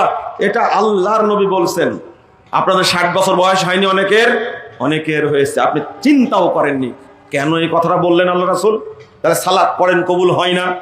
আল্লাহ রাসূল বলেছেন, শুনে রাখো সাহাবীরা, ইয়াতি আলান নাসে জামান, মানুষের সামনে একটা যুগ আসবে, একটা সময় আসবে, ইয়াস্তামিউনা ওয়া ইয়াসাল্লুনা ফিল মাসাজিদ, মানুষ দৌড় দিয়ে গিয়ে জমা হবে, দলে দলে মসজিদে যাবে, ঢুকবে, সালাত আদায় করবে। বাংলাদেশের প্রত্যেকটা মসজিদ, পৃথিবীর প্রত্যেকটা মসজিদ মুসল্লি দ্বারা পূর্ণ থাকবে। ওয়ালাইসা ফীহিম মুমিন, কিন্তু কোন মসজিদে একজন ইমানদার পাওয়া যাবে না। আমি যে কিছুক্ষণ আগে বললাম যে হজ করবে, সালাত পড়বে, কিন্তু কি বেঈমান, ঈমান থাকবে না, মুশরিক। কি মুশরিক? কাফের। নামাজ পড়বে কিন্তু কাফের, হজ করবে কিন্তু কি কাফের। বুঝে আসছে না মনে হয় কথা, তাই না? আপনারা কি বুঝতে পারছেন কথা? সালাত কখনো প্রমাণ করে না আপনি ঈমানদার, এটা প্রমাণ। সব মুসল্লি কিন্তু সব বেঈমান। তাহলে সালাত কি প্রমাণ করে আপনি একজন মুমিন? বুঝেননি কথা। হজ কি প্রমাণ করে আপনি একজন মুমিন? না। যদি আপনি মুমিন প্রমাণ করতে চান তা আব্দুল মুত্তালিবকে জিজ্ঞেস করেন। আব্দুল মুত্তালিব প্রতি বছর হজ করত, উমরা করত, সমস্ত হাজিকে ফ্রি খাওয়াতো। কি আব্দুল মুত্তালিব এখন আছে কোথায়? তার ঈমানটা কত শক্ত ছিল আব্দুল মুত্তালিবের! আব্রাহার লোকেরা আব্দুল মুত্তালিবের উটগুলো নিয়ে চুরি করে নিয়ে গেছে। আব্দুল মুত্তালিব গিয়ে আব্রাহাকে বলছে, তোমার লোকেরা আমার উট চুরি করে নিয়ে আসছে, উটগুলো আমাকে দিয়ে দাও। আব্রাহা বলছে, আব্দুল মুত্তালিব, আমি জানি তুমি কাবার মুতল্লি, মক্কার নেতা, কুরাইশ বংশের নেতা। আমি আসছি কাবা ভাঙতে, আর তুমি আসছো উট নিতে। তুমি একটা স্বার্থপর। কিসের নেতা তুমি? আব্দুল মুত্তালিব বলেছিল, আব্রাহা, উটের মালিক আমি, কাবার মালিক আল্লাহ। আমার উটগুলো আমাকে দিয়ে দাও, কাবার মালিক কাবা রক্ষা করবেন। কথা কি বুঝতে পেরেছেন? হ্যাঁ, ওই ঈমান আপনার মধ্যে আছে? বলেন তো আব্দুল মুত্তালিব কোথায় আছে? আবু তালেব যতদিন বেঁচে ছিল ততদিন মুহাম্মদ সাল্লাল্লাহু আলাইহি সাল্লামকে চোখ রাঙানি কথা বলতে পারেনি, তা মারা তো দূরের কথা, তার দিকে তাকাতেও পারেনি। সেই আবু তালেব এত ফ্রেশ মানুষ, এত গ্রহণযোগ্য, এত সৎ মানুষ, কাবার মুতল্লি, এই মানুষটা হজ করতো, উমরা করতো, তওয়াফ করতো, সাফা মারওয়া সাই করতো, হাজিদের খাওয়াতো, আল্লাহর নবীকে পাহারা দিত। বলেন তো আছে কোথায়? আপনার কত দাপট, বেদাতি মসজিদের মুতল্লি তাই দাপট। হজ একবার করে বলছে যে আমি একবার হজ করেছি, আমি মুশরিক হয়ে গেলাম। একবার হজ করি, এত দাপট। আর আব্দুল মুত্তালিব কতবার করেছে? আবু তালেব কতবার করেছে হজ? দাপট দেখেনি। হজ প্রমাণ করেন আপনি মুমিন, হজ প্রমাণ করলো আপনি মুশরিক। কি মুশরিক? কেন? ওই যে আপনার বৌমা বলেছে, আব্বা বাচ্চা তো হয় না, মরিয়ম ফুল কিনে নিয়ে আসেন। টাকা নিয়ে নিয়েছেন আপনি, মরিয়ম ফুল কিনে নিয়ে এসেছেন। হজ মক্কায় যায়নি, বাংলাদেশে আছে। না না, অত সহজ। হজ করতে গিয়ে অনেকগুলো চেন কিনে নিয়ে আসছেন। কি আমি বুঝাচ্ছি আপনাকে, বাংলাদেশের অধিকাংশ মানুষ মুশরিক। আপনি কি বুঝতে পারছেন? বুঝবেন না আপনি। আল্লাহ বলছেন, যারা আল্লাহর প্রতি ঈমান এনেছে তারা অধিকাংশ কি মুশরিক। যারা আল্লাহর সঙ্গে সাক্ষাৎ করবে তারা অধিকাংশ কি কাফের। কেন? বাংলাদেশের বিশ্লেষণ, আসেন একটু বিশ্লেষণ করি। বাংলাদেশে যারা টুপিওয়ালা, দাড়িওয়ালা, যারা মুসল্লি, নামাজ পড়ে, অধিকাংশই কোনো না কোনো পীরের মুরিদ। ঠিক? এখানে ঠিক বলছেন না কেন? চুপ করে আছেন কেন? কোনো না কোনো, আপনাদের প্রধানমন্ত্রী তিনিও কোনো পীরের মুরিদ ছিলেন। শোনেন, আপনিও কোনো পীরের মুরিদ। মুরিদ মানে মুশরিক।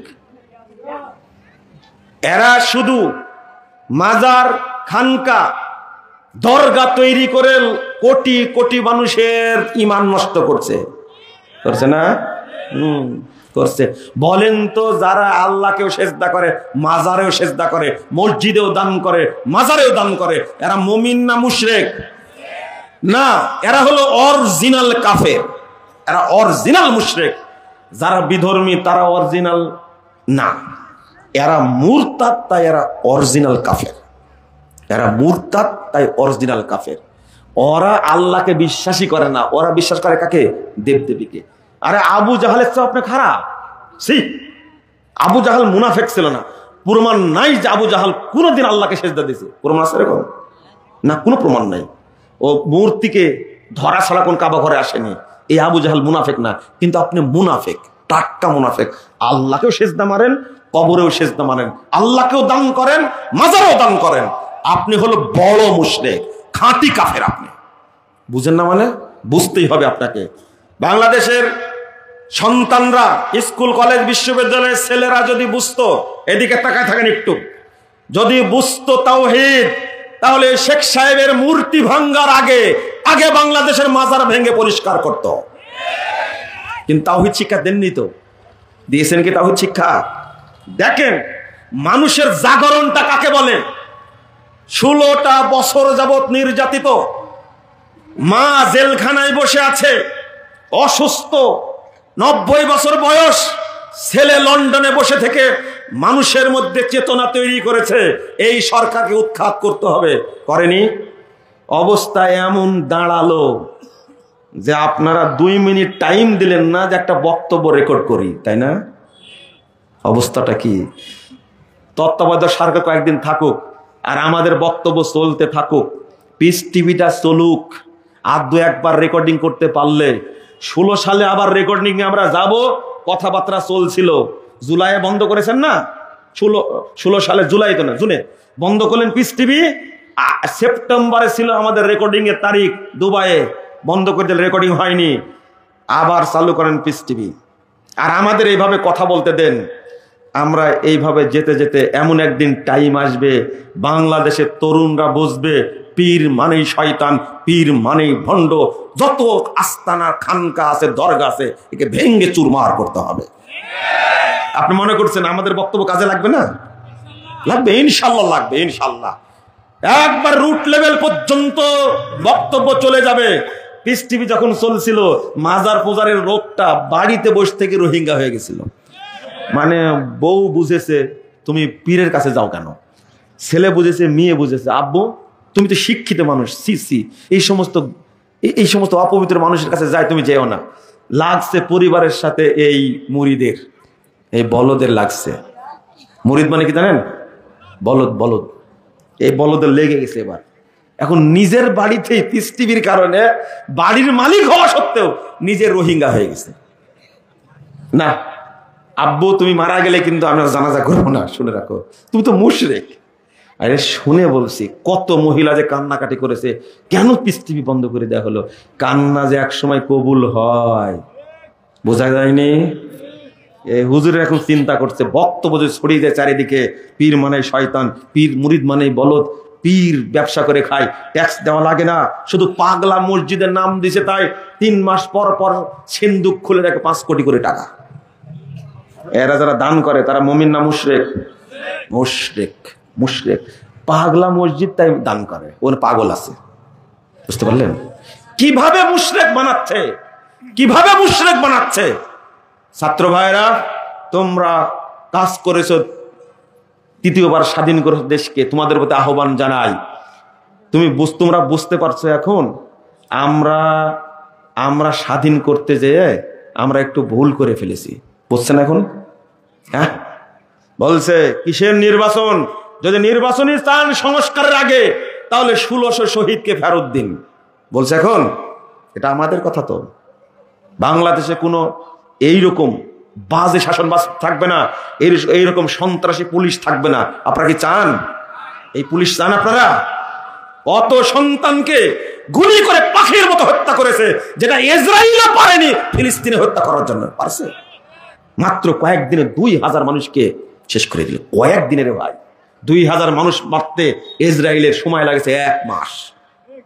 আর এর সময় লাগছে আপনাদের কয়দিন? হ্যাঁ, কয়দিন সময় লাগছে? যারা টুপিওয়ালা তারা বেশি শিরিক করে, এদের সংখ্যা কম না বেশি? বেশি। 2, যারা রাজনীতি করে তাদের সংখ্যা কম না বেশি? এরা কি শিরিক করে? এরা শিরিক উৎপাদন করে। কুফরি মতবাদের এরা লিডার, এরা কুফরি মতবাদের ডিলার। এরা জাতীয়তাবাদ কুফরি মতবাদ, ধর্মনিরপেক্ষতাবাদ কুফরি মতবাদ। আপনি মুসলিম, সালাত আদায় করেন, কিন্তু এই কুফরি মতবাদকে আপনি শক্ত করে ধারণ করেন। কেন? আপনি অ্যাড করে ফেলেছেন। কার সাথে? ইসলামের সাথে আপনি জাহেলিয়াতকে অ্যাড করেছেন, আল্লাহর সাথে আরেকজনকে অ্যাড করেছেন, তাওহীদের সাথে তাগুতকে অ্যাড করেছেন। আপনি আমি মুরতাদ হয়ে গেছি, কোনো সুযোগ নাই, অ্যাড করা যাবে না, কখনো না। ইসলাম স্বতন্ত্র ভাবেই থাকতে হবে। কেন যে বোঝানো যাচ্ছে না আপনাদেরকে, আমরা যে কেন বুঝাতে পারছি না যে ইসলামের সাথে অন্য কোনো কিছু সম্পৃক্ততা চলে না। আল্লাহ কি বলছে শুনেন, আল্লাহ কি বলছেন? আমি যে বললাম মুরতাদ খাঁটি কাফের, এজন্য কষ্ট করেন, আল্লাহর কথা শুনেন।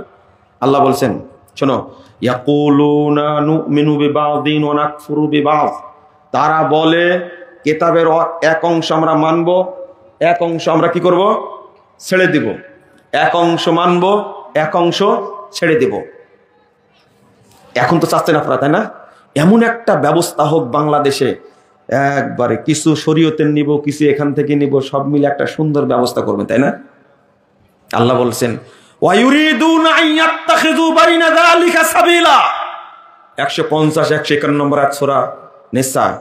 এর এই দুইটা মিলে আমরা একটা সুন্দর পন্থা তৈরি করব। আল্লাহ কি বলছেন? উলাইকা হুমুল কাফিরুনা হাক্কা, এরাই অরিজিনাল কাফের, এরাই। ওই যে বললাম, ওরা অরিজিনাল না, ওরা নরমাল।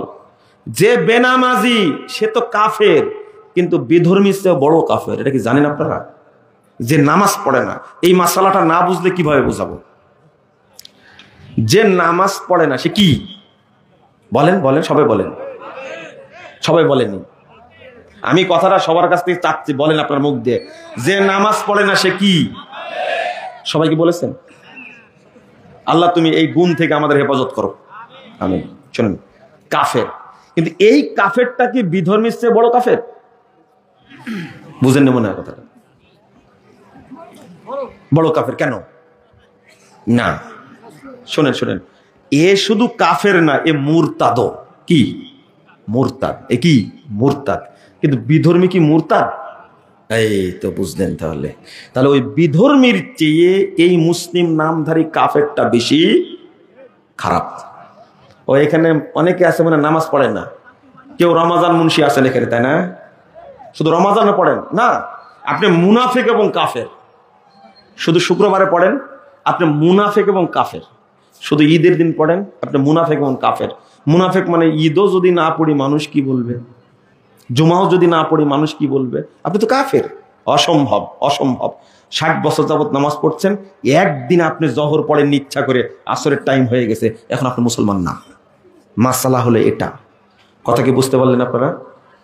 এটা আমি বুঝাতে চেয়েছিলাম। আল্লাহ কেন বললেন উলাইকা হুমুল কাফিরুনা হাক্কা, যারা অ্যাড করে তারাই অরিজিনাল কাফের, এটা মুরতাদ।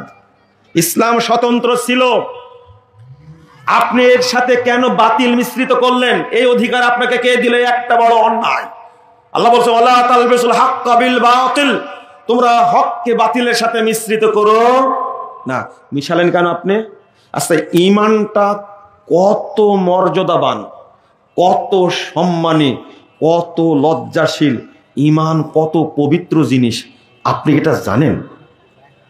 জানেন না। একটু শুনেন তাহলে বুঝবেন যে আমি যে মুশরিক হয়ে গেছি কত আগে, আমি যে কাফের হয়ে গেছি কত আগে, আপনি বুঝতে পারবেন। আমি শিরিকের কথা আগে না বলে আমি কয়েকটা কথা বলি। এক, আল্লাহ রাসূল সাল্লাল্লাহু আলাইহি ওয়াসাল্লাম বলেছেন লা ইয়াস্তামিউ ফি কলবি আবদিন আল ঈমান ওয়াল হাসাদ, কোন বান্দার অন্তরে দুইটা জিনিস এক জায়গায় হয় না, হিংসা এবং ঈমান। তাহলে অন্তরে হিংসা থাকলে ঈমান থাকে? ঈমান কি? আউট। 2 নম্বর, লা ইয়াস্তামিআনি ফি কলবি আবদিন আশ-শুহ ওয়াল ঈমান, কৃপণতা থাকলে ঈমান ওই জায়গায় থাকে না। আল্লাহ রাসূল বলছেন আল হায়া ওয়াল ঈমানু কুরিনা জামিয়া, লজ্জা এবং ঈমান গরুর শিংয়ের মতো একসঙ্গে থাকে। ইদা রুফিয়া আহাদুহুমা রুফিয়াল আখার, একটা উঠে গেলে অটো আরেকটা উঠে যায়। মানে যার মধ্যে লজ্জা নাই তার মধ্যে কি নাই? ঈমান নাই। শুনেন কয়েকটা জিনিস শুনেন। আল্লাহ রাসূল সাল্লাল্লাহু আলাইহি ওয়াসাল্লাম বলছেন আল হায়া ওয়াল ইয়ু শুবাতুম মিনাল ঈমান, লজ্জা এবং অল্প কথা বলা ঈমানের লক্ষণ। ওয়াল বাযাগু ওয়াল বায়ানু শুবাতুম মিনান নিফাক, আর যার মুখ থেকে অশ্রাব্য গালি বের হয়, যে বকবক করে, এটা হলো মুনাফিকের লক্ষণ, এর মধ্যে ঈমান নাই। যে ব্যক্তি জিনা করে তার মধ্যে কি নাই? ঈমান। আল আইনানে জিনাহুমান নাযরু, দুই চোখের জিনা হলো কি? দেখা। দুই কানের জিনা কি? শোনা। হাতের জিনা কি? ধরা। তাহলে মোবাইলে ফেসবুকে যে ব্যক্তি ল্যাংটা উলঙ্গ মহিলার ছবি দেখে তার ঈমান নাই। নাই, আমি আপনাকে বুঝালাম যে ঈমান কত লজ্জাশীল। দেখেন কত লজ্জাশীল, অন্তরে কৃপণতা আছে। আল্লাহ রাসূল বলেছেন তোমার ঈমান নাই। আপনি বক বক করেন, বেশি কথা বলেন। অনেক মানুষকে পাবেন তারা এত কথা বলে, আপনার কাছে বসে আছে বক বক করতে আছে, আপনি অটো জেনে নেবেন ওর মধ্যে কি নাই? ঈমান নাই। আল্লাহ নবী বলছেন আল বায়ান। আর আপনার ওয়াইফকে আপনি এমন ভাবে গালি দেন, রিকশাওয়ালাকে আপনি এমন ভাবে গালি দেন, মনে হয় যে আপনার জন্ম বস্তিতে হয়েছে। আপনার ওয়াইফ বলতে পারবে আপনার ঈমান আছে কিনা। আপনি কথায় কথায় আপনার ওয়াইফকে গালি দেন, এমন গালি দেন কুকুর শুনলেও হার্ট ফেল করবে।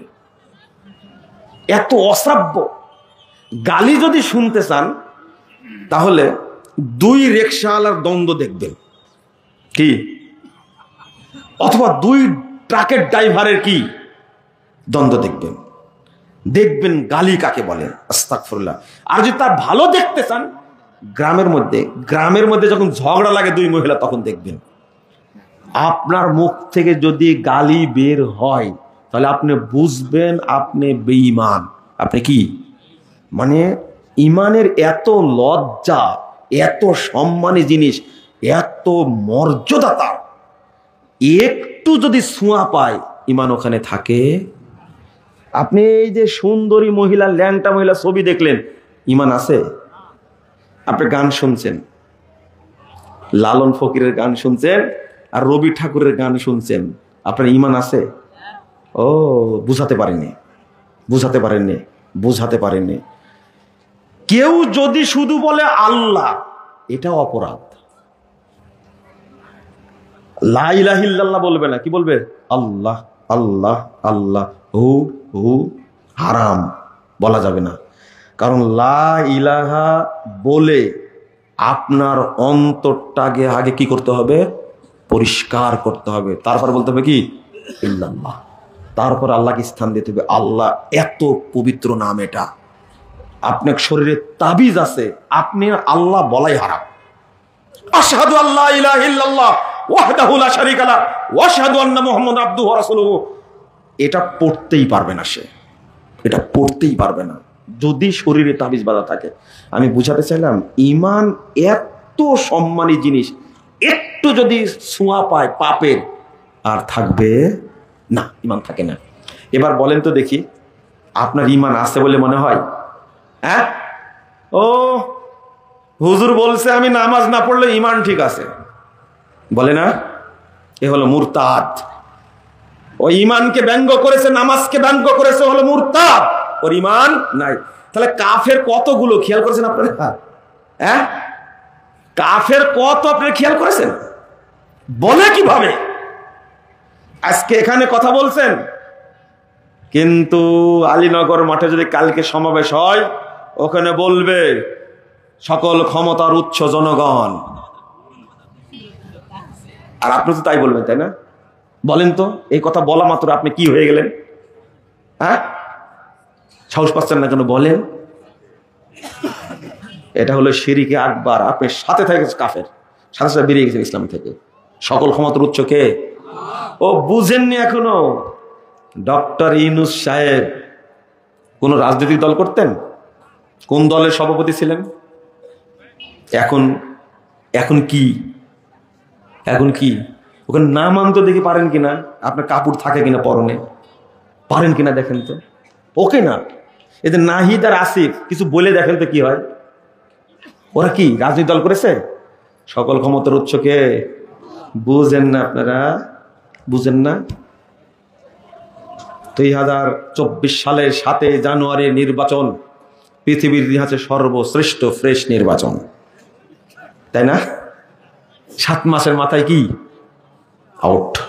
এত ফ্রেশ নির্বাচন, এত সুন্দর মিথ্যা কথা বললেন। এখন আপনার প্রশ্ন হলো যে তাহলে কি এই যে গত 3 বার যে নির্বাচন হয়েছে এইগুলো কি ফ্রেশ নির্বাচন? এই 3 বার মানে 4 বার। কয়বার? 8 সালে, 14 সালে, আর কি 18 সালে, আর কি 24 সালে। এই সব নির্বাচন হয়েছে ভুয়া নির্বাচন। আবার ঠিক বলে, নিজেরাই ভোট দিছে বলে ঠিক।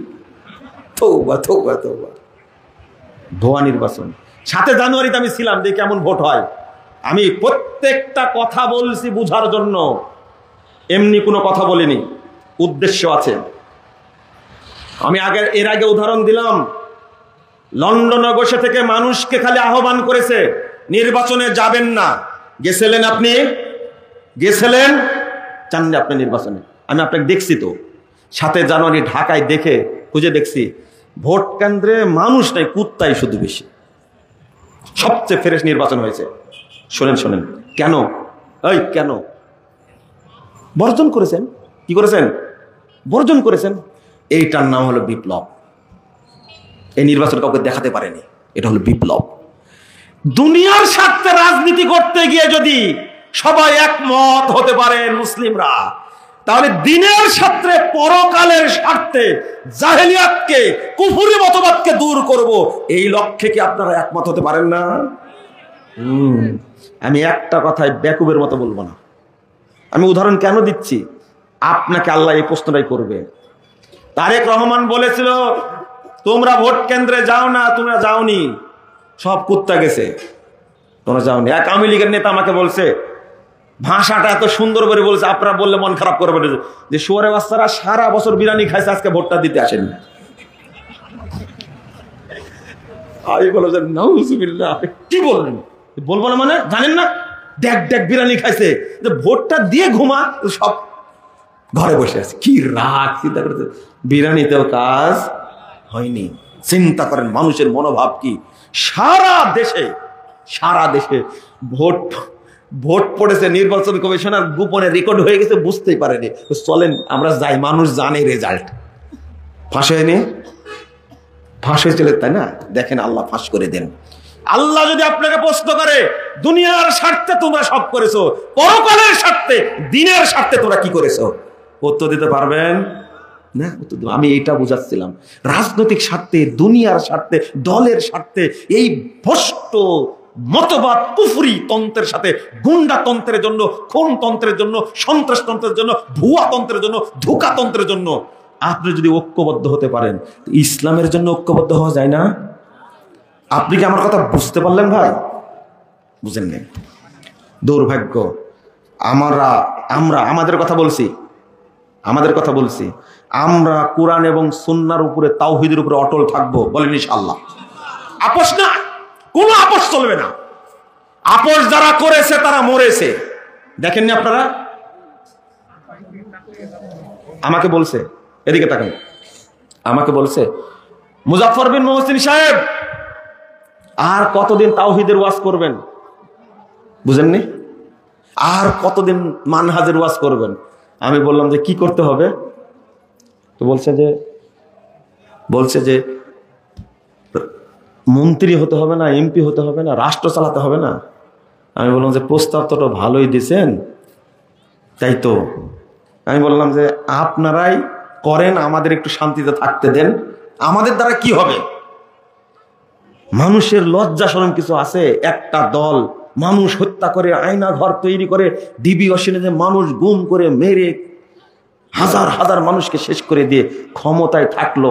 কি দাপট! 45 মিনিট সময় আপনারা দিলেন না।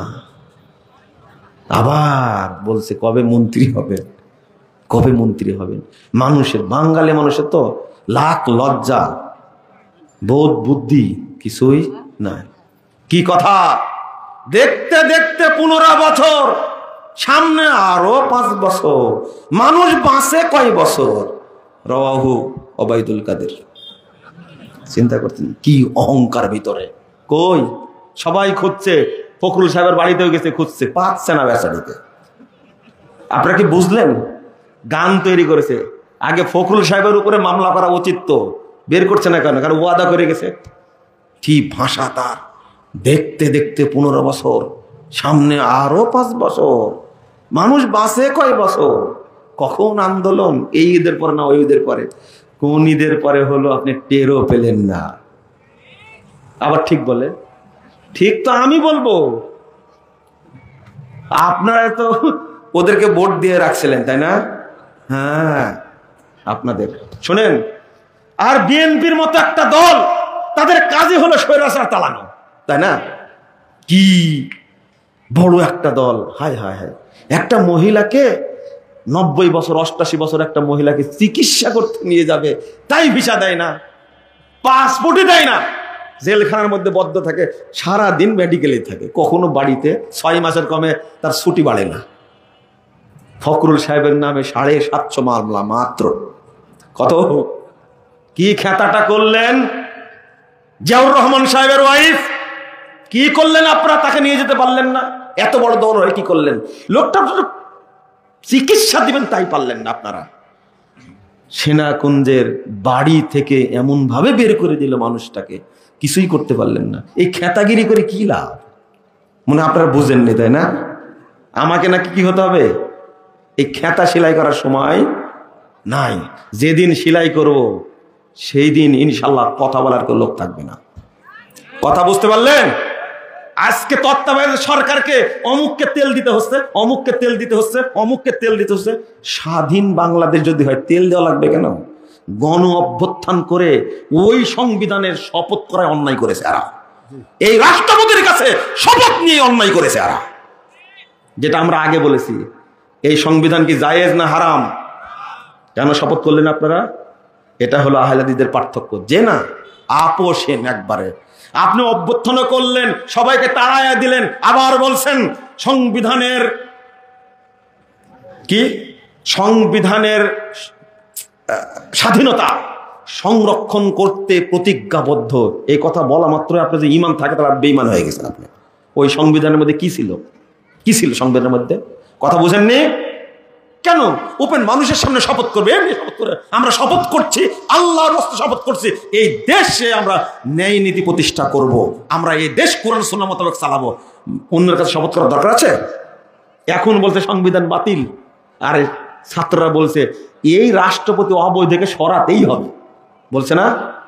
এ দেখেন ইসলামের সাথে মিল আছে। কেন মানুষকে তেল দিতে হবে? কেন মানুষকে তেল দিতে হবে? মুহাম্মদুর রাসূলুল্লাহ সাল্লাল্লাহু আলাইহি ওয়াসাল্লাম সাহাবা কেরামের রাজনৈতিক রাষ্ট্রিক আদর্শ আমাদের সামনে আছে, এটাতেই চলতে হবে। আবার ওই খেতাগিরি করবেন আপনি? জামাত ইসলামের মতো এত বড় একটা দল দীর্ঘদিন রাজনীতি করছে, ডাগা ডাগা মানুষকে ধরে ফাঁসির কাস্টে ঝুলায় ফেললো, কিছুই করতে পারলো না। রায় হলো শুধু সাইদি সাহেবের বিরুদ্ধে 157 জন মানুষ জীবন দিয়েছে, মরেই নিতাম। আপনি একটা তৈরি করেন একটা সাইদিকে, পারবেন? পারবেন? মীর কাসেম আলীকে তৈরি করেন একটা, পারবেন কিনা? 1000 বছর লাগবে। ফাঁসির কাস্টে ঝুলায় শেষ করে দিছে, কিছু করতে পারলেন না কেন? কিছু করতে পারলেন না কেন?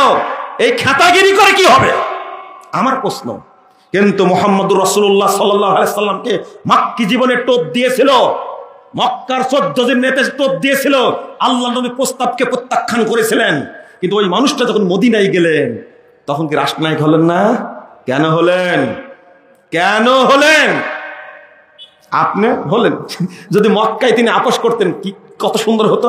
আল্লাহ নবী প্রেসিডেন্ট হতেন, প্রধানমন্ত্রী হতেন আবু জাহাল, তারপরে অর্থ উপদেষ্টা হতেন কে? উবাই বিন খালাফ, তারপরে ধর্ম উপদেষ্টা হতেন আবু বকর। এত সুন্দর একটা রাষ্ট্র ব্যবস্থা হতো, সবাইকে তেল দিতে হতো। কি দিতে হতো? এখন তেল দিতে হচ্ছে না। কিন্তু মদিনায় যখন গেলেন আপোষহীন একাই রাষ্ট্র গঠন করেছেন, কারো বলার কিছু ছিল? যেদিন ওই অবস্থা তৈরি হবে, আজকে অমুক দল এটা বলছে, অমুক দল এটা বলছে, অমুক নির্বাচন কিসের এই কথা বলার লোকই থাকবেন একদিন ইনশাআল্লাহ। আপনারা দোয়া করেন আল্লাহর কাছে, আল্লাহ তুমি আমাদের জন্য একজন রাষ্ট্রনায়ক কবুল করো যিনি এই দেশে তাওহীদ প্রতিষ্ঠা করবেন। বলেন আমিন। দোয়া জীবনে করেছেন? কে বসায় ক্ষমতায়? কে বসায়? ধরে নিয়ে সেই রাষ্ট্রপ্রধান বানান ডক্টর ইউনূস সাহেবকে আমি কিভাবে বোঝাবো আপনাদেরকে? এই বুঝটাও আপনাদের নাই। ফখরুদ্দিন সাহেবকে কে বসাইছিল?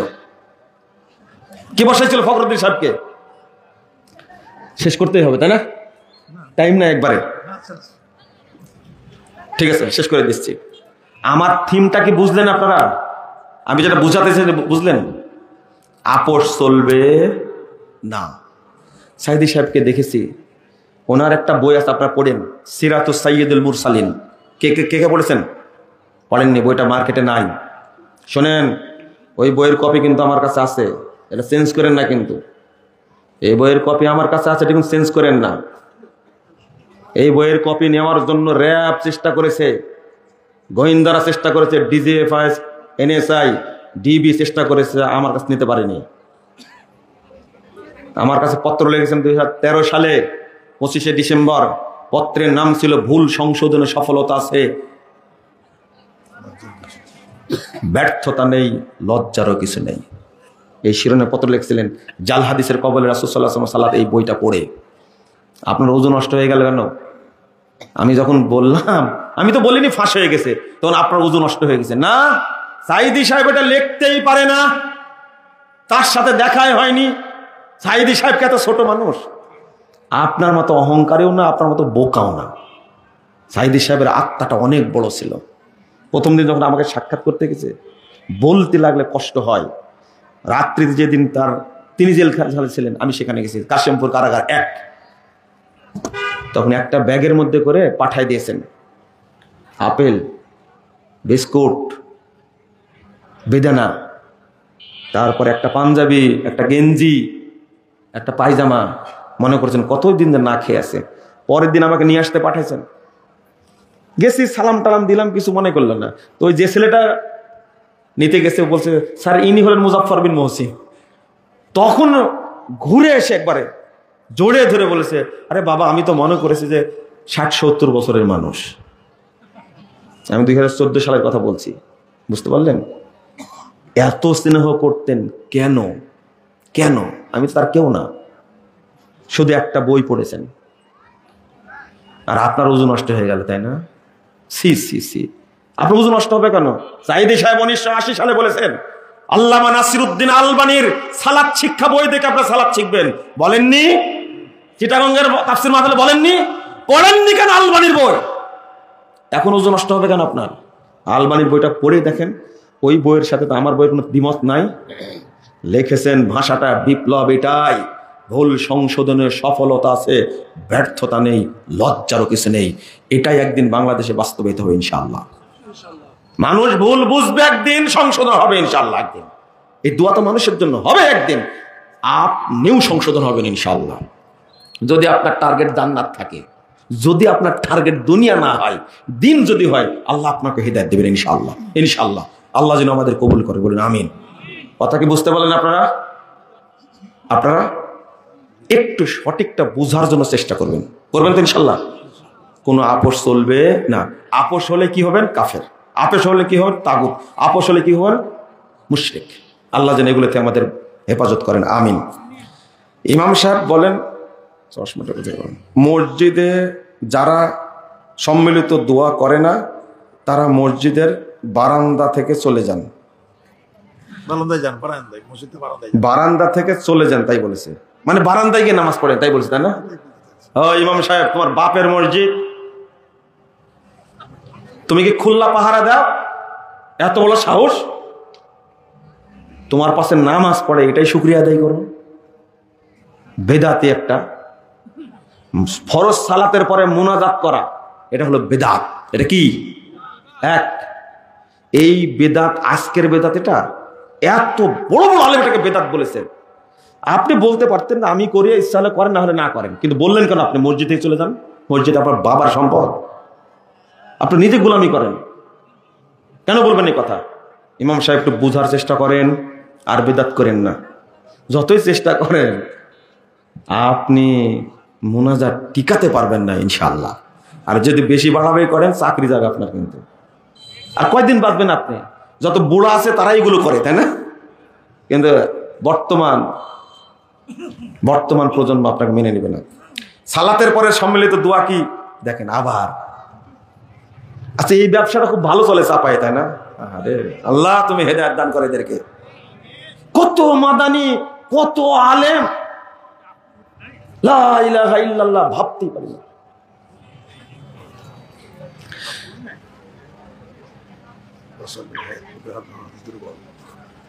নাম বলেছেন, এই আসলে কি বাশার এই কথা বলেছে? বাশার বিন হায়াত বুকের উপর হাত বাঁধার হাদিস দুর্বল বলেছে? আসলে বলেছে? ওকে আমি ধরবো। ওকে কে শিখাইছে? এ পর্যন্ত রাখি, এতটুকু বলে দিই, বুকের উপরে হাত বাঁধার হাদিসকে যারা মুহাদ্দিস তারা সহি বলেছে, আর যারা দুর্বল বলেছে তারা মুহাদ্দিস না, তারা মুহদ্দিস। মুহদ্দিস মানে কি জানেন? অপবিত্র। তুমি বললে কেন? আপনি জাল হাদিসের কবর রাসূল সাল্লাল্লাহু আলাইহি ওয়াসাল্লাম বইটা পড়ে দেখেন, ওখানে সব রেফারেন্স দিয়েছি, আপনারা পড়বেন না।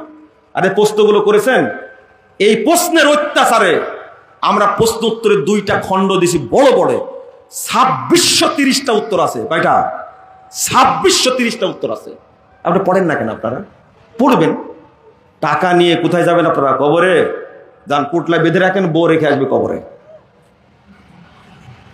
না, বুকের উপর হাত বাঁধার হাদিস সহি।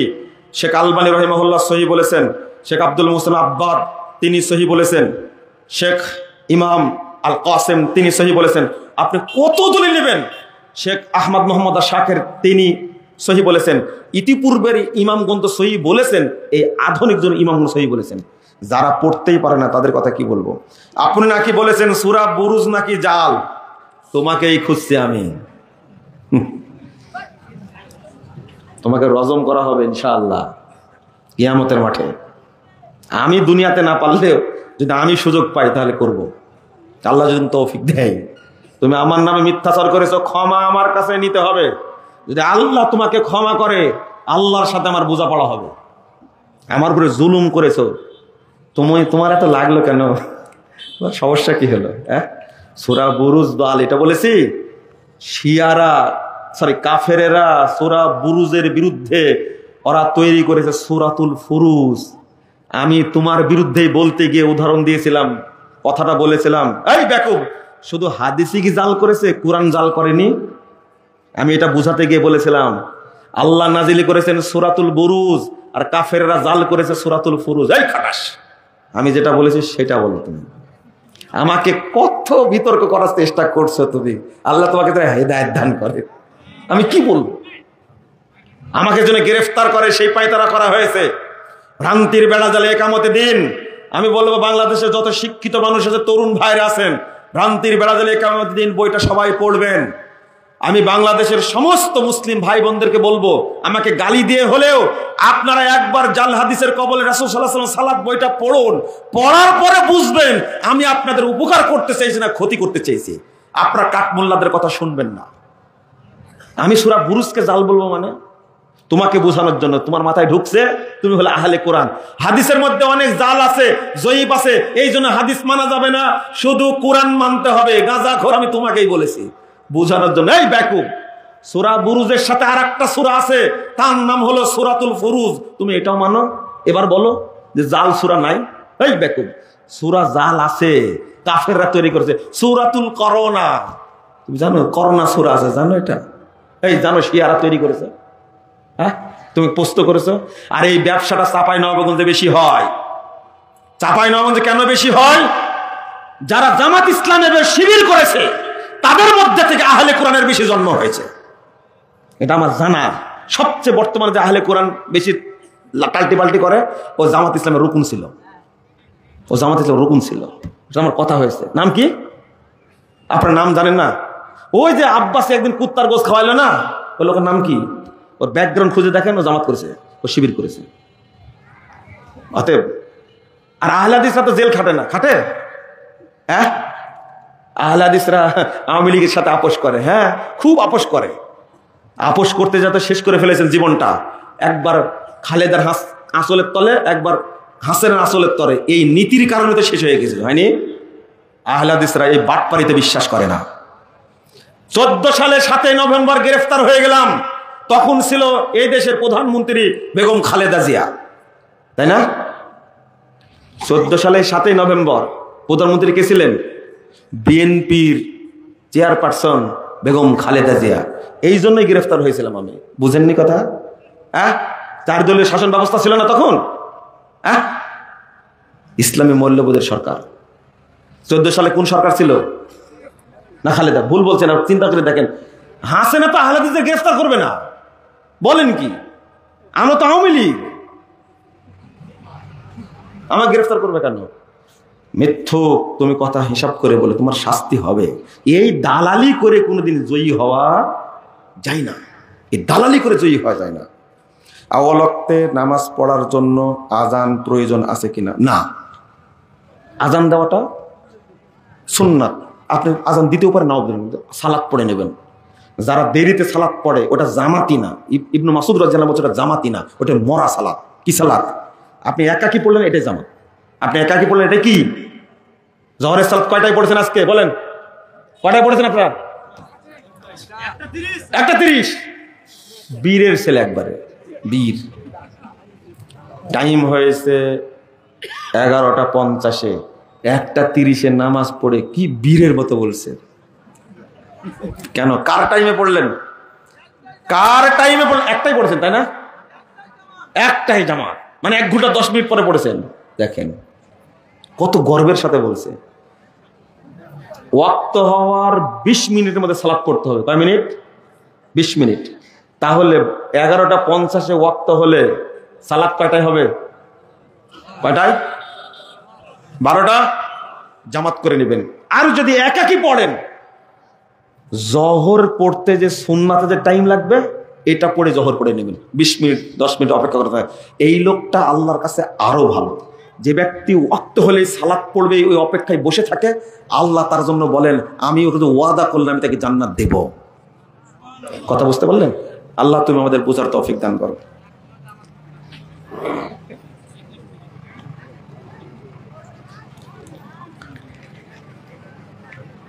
আপনারা কোন জাতের রে ভাই? প্রশ্ন করেছে শেখ আব্দুর রাজ্জাক বিন ইউসুফ সম্পর্কে জানতে চাই। সে আপনার কে হন? সে বড় না আপনি বড়? দেখছেন, খুব মজা পাচ্ছেন তাই না? ভালো প্রশ্ন করতেন। আমার উস্তাদ, একসঙ্গে পিস টিভিতে গেছি তাই না? না না না, আমি পিস টিভিতে গেছি সবচেয়ে ছোট বয়সে। জাকির নায়ক আমাকে ওখানে বলতেন সবচেয়ে অল্প বয়সে, সবচেয়ে অল্প বয়সের মুজাফফর বিন মুহসিন। অল্প বয়সে গেছি। দোয়া করবেন পিস টিভি যেন ভালো মতো চলে, আল্লাহ যেন জাকির নায়ককে নিরাপত্তা দান করেন। বলেন আমিন। আমিন বলতে কৃপণতা করেন আপনারা। আমি সুন্নাহ মোতাবেক সালাত আদায় করার চেষ্টা করি, কিন্তু পরিবার থেকে বাধা দেয়। আলহামদুলিল্লাহ, আরো ভালো। আপনি আপনার নীতির উপর অটল থাকেন। আমার পরিবার চায় আমি যে বিদেশে যাই, আমি যেন বিদেশে যাই, কিন্তু টাকার ব্যবস্থা কিস্তি। আমি বলেছি কিস্তির টাকায় বিদেশ যাব না। যাবেন না, পুরো জীবনটাই বৃথা, খেটে খান। হোমিও চিকিৎসা গ্রহণ করা যাবে কি? হোমিও চিকিৎসা গ্রহণ করার ব্যাপারে ইখতিলাফ আছে, তবে জায়েজ। কি জায়েজ? অনেক আলেম বলেছেন জায়েজ। ইখতিলাফ আছে বললাম তো, কারণ ওতে অ্যালকোহলটা কি থাকে? বেশি পরিমাণ থাকে। কিন্তু অ্যালকোহল হিসাবে তো খান না তাই না? আমরা জায়েজ বলি কেন? ওটা অ্যালকোহল হিসাবে খাওয়া যায় না। অ্যালকোহল ব্যবহার করা হয় তাকে কি করার জন্য? সংরক্ষণ করার জন্য। যদি অ্যালকোহলটা যদি খাই ওষুধের জন্য, তাহলে কি হবে? হারাম হবে। আর এইরকম প্রক্রিয়াজাত যখন করা হয় তখন অনেক সময় কি হয়, মানে এটা কিভাবে বোঝাবো? মাদ্রাসায় জামিয়া হুজরাপুরে ইসলামিয়াতে আপনি টাকা দিয়ে আসলেন, জাকাতের টাকা। কিসের টাকা? জাকাতের টাকা। খাওয়া জায়েজ না হারাম? আমি শিক্ষক, হালাল না হারাম? হারাম। কিন্তু আমাকে ওখান থেকে বেতন দেওয়া হলো ওই টাকা থেকে। এখন মালিককে মাদ্রাসা, ও জাকাতের টাকা না, এখন মাদ্রাসার টাকা। এই যে স্থান চেঞ্জ হয়েছে, হুকুম কি হয়ে গেছে? চেঞ্জ হয়ে গেছে। আল্লাহ রাসূল বললেন না খাবার আছে, তো বলে সাদাকা দিয়ে গেছে, আপনার জন্য সাদা খাওয়া হতো হারাম। তো বলছে লি হাদিয়া লাকে সাদাকা। আরে তুমি নিয়ে আসো, তোমার জন্য সাদাকা, আমার জন্য হাদিয়া। স্থান চেঞ্জ, হুকুম কি চেঞ্জ। বুঝা গেছে কথা? দাঁড়িয়ে এবং লাঠি হাতে নিয়ে বক্তব্য দেওয়া কি সুন্নাত? সুন্নাত না। রাসূল সাল্লাল্লাহু আলাইহি ওয়াসাল্লাম জুমার খুতবা দাঁড়িয়ে দিতেন, এই জন্য দাঁড়িয়েই দিতে হবে। এটা ওয়াজিব। লাঠি হাতে নিতেন, লাঠি হাতে নেওয়া সুন্নাহ, লাঠি হাতে নিতে হবে। কিন্তু সাধারণ বক্তব্য ইচ্ছা আপনি দাঁড়িয়েও দিতে পারেন, বসেও দিতে পারেন। আল্লাহ রাসূল বসেও বক্তব্য দিয়েছেন, মেম্বারে বসে দীর্ঘক্ষণ বক্তব্য দিয়েছে, অনেক দলিল আছে। কিন্তু একটাও গুরুত্বপূর্ণ প্রশ্ন পেলাম না, সব পেঁচালা প্রশ্ন। কি প্রশ্ন? পেঁচালা প্রশ্ন। গুরুত্বপূর্ণ প্রশ্ন করবেন। সারাদিনে যদি 100 ফোন যায় আমার কাছে প্রশ্নের জন্য, উদাহরণ, তাহলে 80টা যায় চাপাই থেকে। কয়টা? এরপরে চাপার মানে সংশোধন হলো না। আল্লাহ যেন সংশোধন হওয়ার তৌফিক দান করেন, বলুন আমিন। দোয়া পড়েন, সুবহানাকা আল্লাহুম্মা ওয়া বিহামদিকা আশহাদু আল্লা ইলাহা ইল্লা আনতা আস্তাগফিরুকা ওয়া আতুবু ইলাইকা।